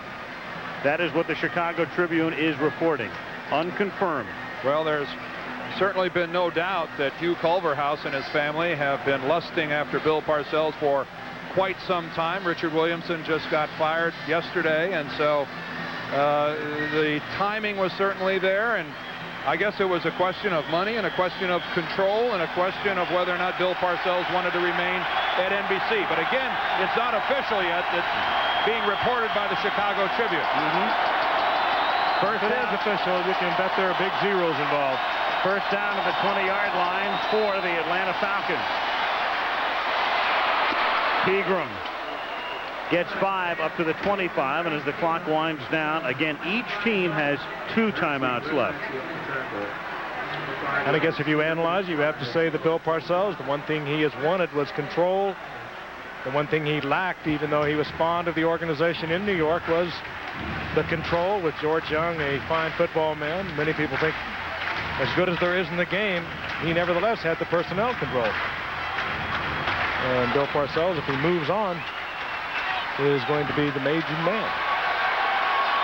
Second down and 5 at the 25-yard line. Clock down to 3:45. Miller, and it's incomplete up at the 29-yard line. That's Michael Haynes, who they're telling us from the Falcon bench was hurt originally on the very first series of the game, and he's been in and out, and of course he's had a big day. And earlier when he caught the touchdown pass, he took a tremendous shot from Vincey Glenn, and they worked on him on the bench. So whatever he hurt early in the game, he certainly aggravated on that. 3rd and 5 at the 25-yard line. 3:41 remaining.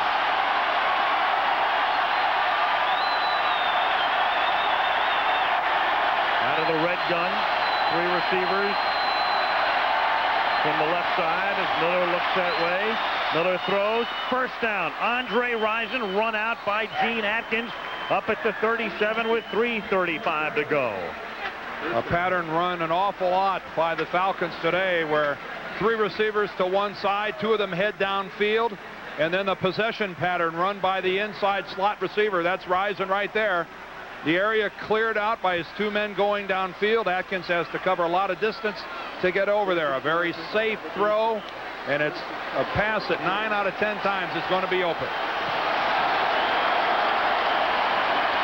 Jim Morrow with a nervous look up at the clock. Well, we talked about Morton Anderson. Don't forget Norm Johnson. He is no bum. Tremendous year, and it could come down to a Johnson kick. Jamie Dukes waving to all his friends out there. Pegram struggles close to the 39-yard line. Gain of, let's call it 1. It'll be 2nd down and 9. You know, Dan talked earlier about the Atlanta Falcons playing mostly the regional telecast during the course of the season, but this is a pretty good football team. They have a lot of talent. We talked about the 11 number 1 draft picks that are active here tonight out of 13 that they had going into the season. But they also really helped themselves when they made the trade a year ago. They gave up the first pick in the draft, and they got Andre Rison, they got Chris Hinton, and they got Indianapolis number 1 draft pick. Major strides with that trade. 2nd down and 9 at the 39-yard line. Blitz. Haynes makes the catch. Haynes into Saint territory. Michael Haynes, who was born and raised in New Orleans, has just scored a touchdown that may have taken the Saints out of the playoffs. We talked about his 4.29 speed, and you saw it. He is a blazer. Michael Haynes, who killed them in the regular season game here. He was the key man in setting up their win. Hammer exults on the sideline, but still 2:41 to go in the suddenly silent Superdome, and you can see the effect of that injury to Haynes as he goes off the field. Working against Milton Mack. He just left him there. Yeah, he sure did. Milton Mack right now looking for a place to hide. And, of course, Milton Mack, one of those backup cornerbacks replacing the 2 injured cornerbacks, Toy Cook and Vince Buck. Johnson for the point after. Haynes today has caught 6 for 145 yards. He beats Mack here. This one good for 61 yards. Mack looks a little indecisive after Haynes catches the ball. He doesn't know quite whether to attack him. And when he chose not to attack, it gave Michael Haynes the room to make a move back to the inside. He easily went around Mack, and then nobody on the Saints defense has enough speed to catch him. When you're a cornerback, Frank, and the guy catches the ball in front of you, you can't sit on your haunches and wait for him to come to you. You have to be the aggressor. You know, again, they did it on regional television more often than not, and that is the 7th game out of 8 games that he's caught touchdown passes. It's his 12th play, I believe, of 40 or more yards. He's had touchdown catches of 75 and 80. He's just a remarkable receiver. And again, it'll tell you how important speed is in this game. It was 2nd and 9 on that play from the 39-yard line. What did Glanville tell us yesterday? We talked about a while ago. There'll be a couple times during this game where we will appear to be out of it. And they were. And they just keep coming back. And here they have a 7-point lead with 2:41 left. Courageous effort on the part of Michael Haynes. A very sore shoulder. We didn't know whether he would be back earlier. They worked on him and worked on him. And he made the big play.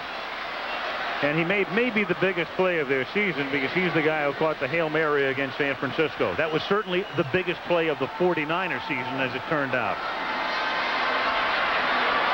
Johnson kicks it to the 4.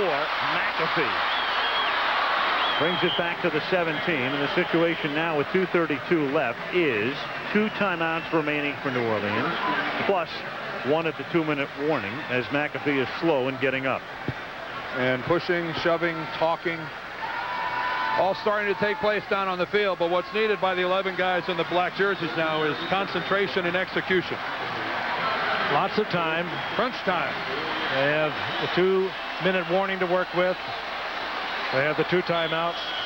And they have a quarterback that can get it done in Bobby Hebert. The question here is defensively, are the Falcons going to gamble and come with the blitz or sit back and play a softer zone? Only a 3-man front this time.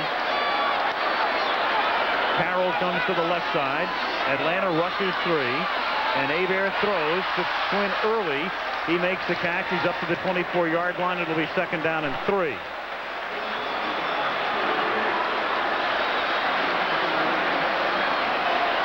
No huddle.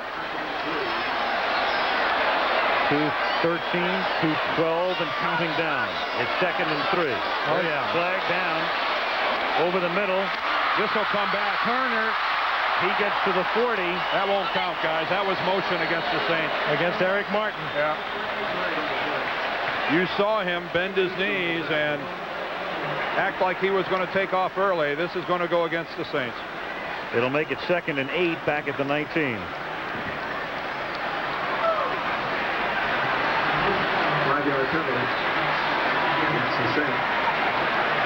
Here's Eric Martin right here. Watch his illegal knees. motion, offense, 5-yard penalty. There it was. 2nd down. And the flag comes right out. That is a good call, and the receivers just have to look at the ball. They can't lose their concentration like that, and that is just a colossal penalty against the Saints. They were moving their way upfield, and now they really have got a long way to go. They're clear back inside the 20. 2nd and 8 at the 19. Again, 2:03 left. The clock will stop at the end of this play for the 2-minute warning. And the Saints will have 2 timeouts remaining. And 81 yards to negotiate.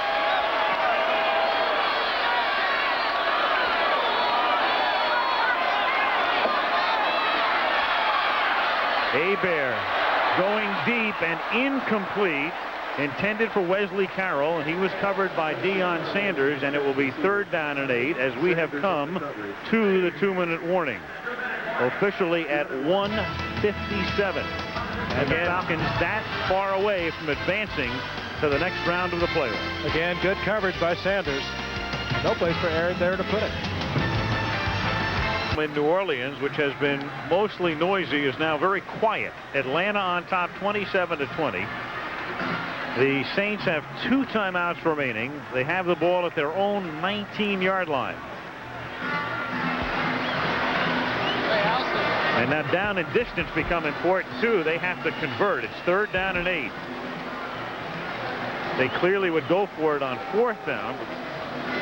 It would behoove them to pick up the first here. Yes, it would behoove them.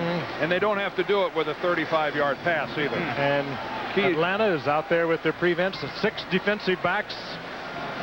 And so frequently the Saints have looked to number 84, Eric Martin, their leading receiver. He works well underneath in a crossing pattern. Runs well with the ball when he catches it. They just can't lose sight of the fact that 8 yards is what they need. 3rd and 8. from the 19.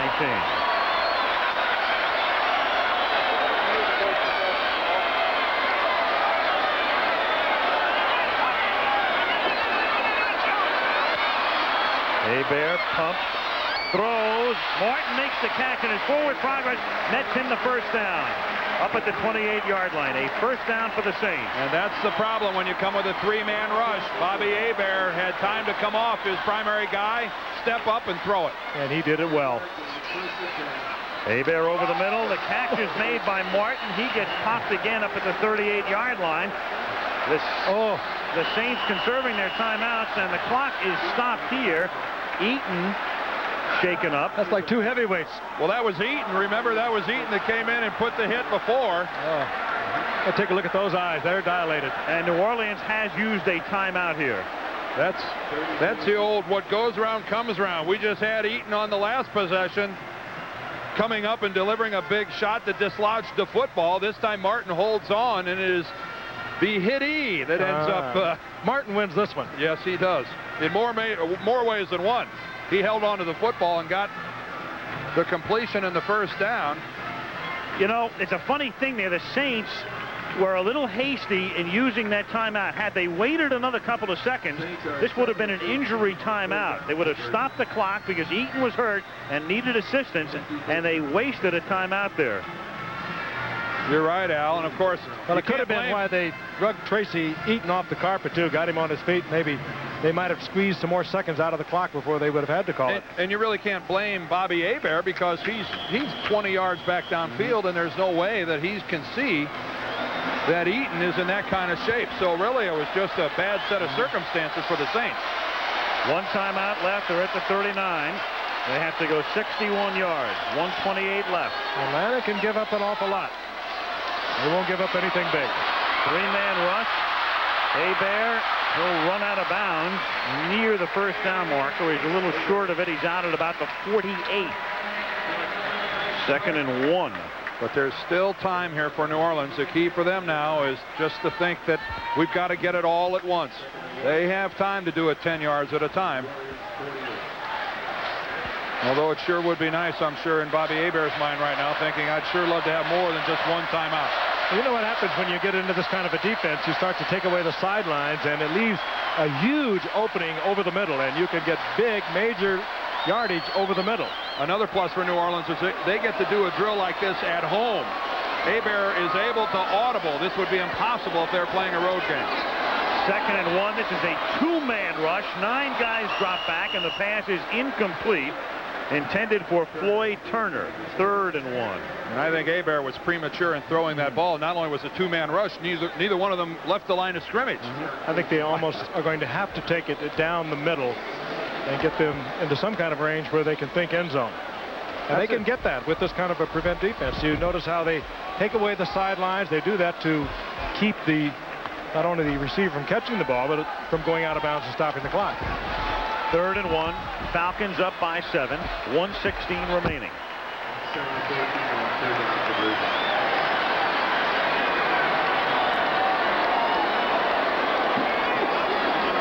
Again, Atlanta rushes just 2.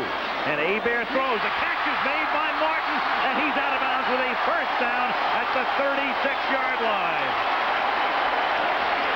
This is getting interesting, isn't it?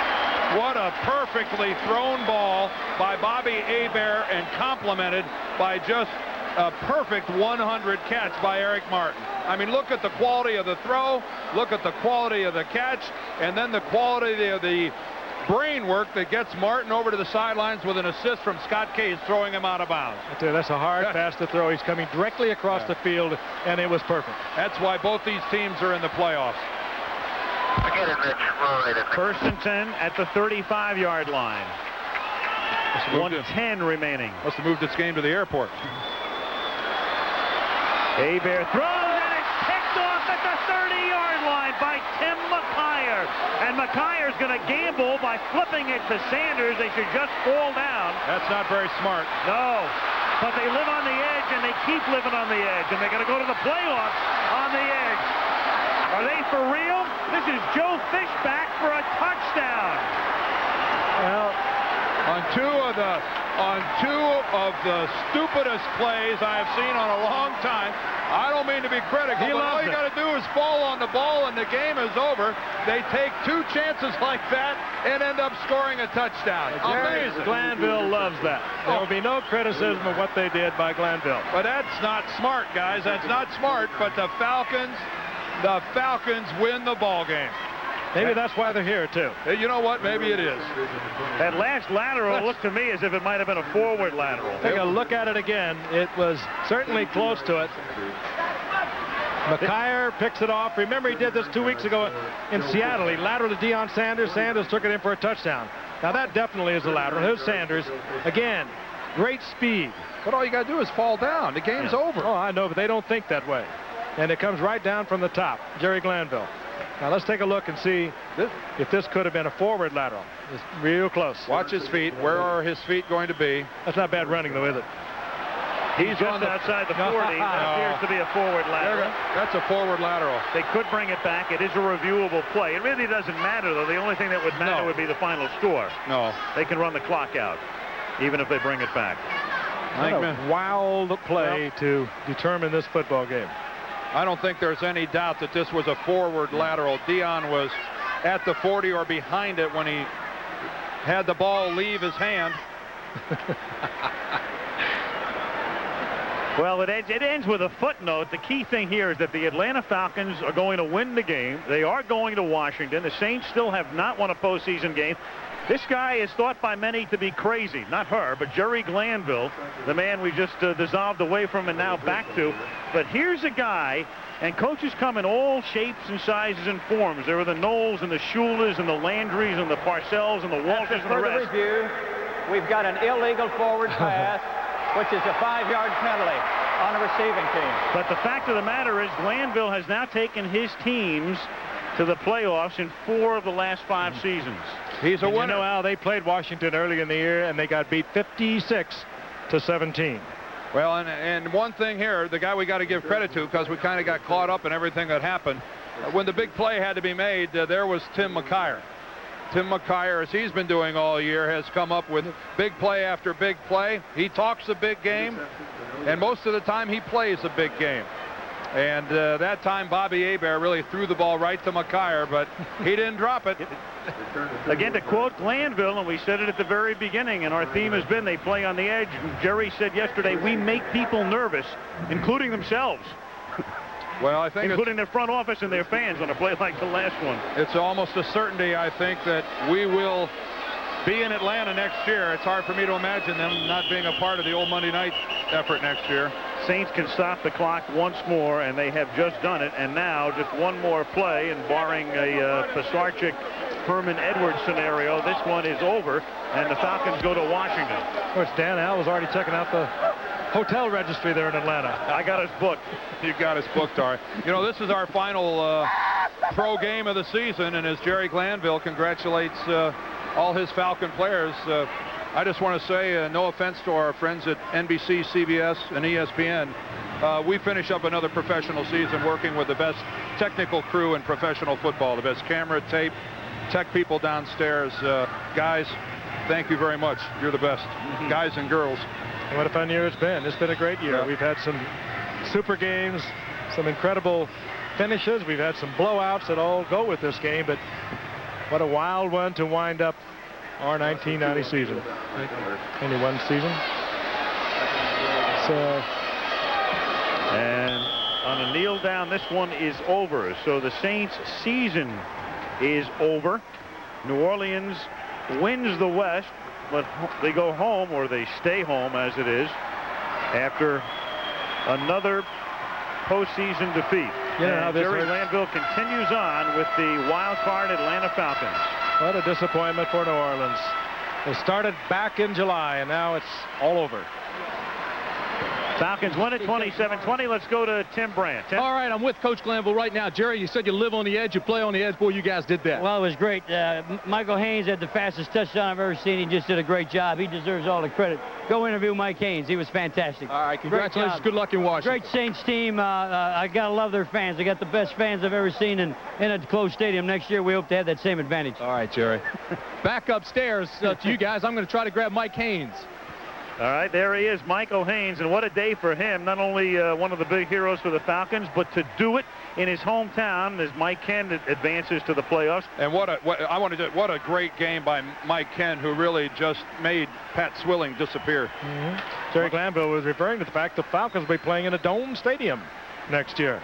Atlanta's getting it all. They had the Braves in the World Series. They're getting a new dome stadium. They've got the Summer Olympics coming up in '96.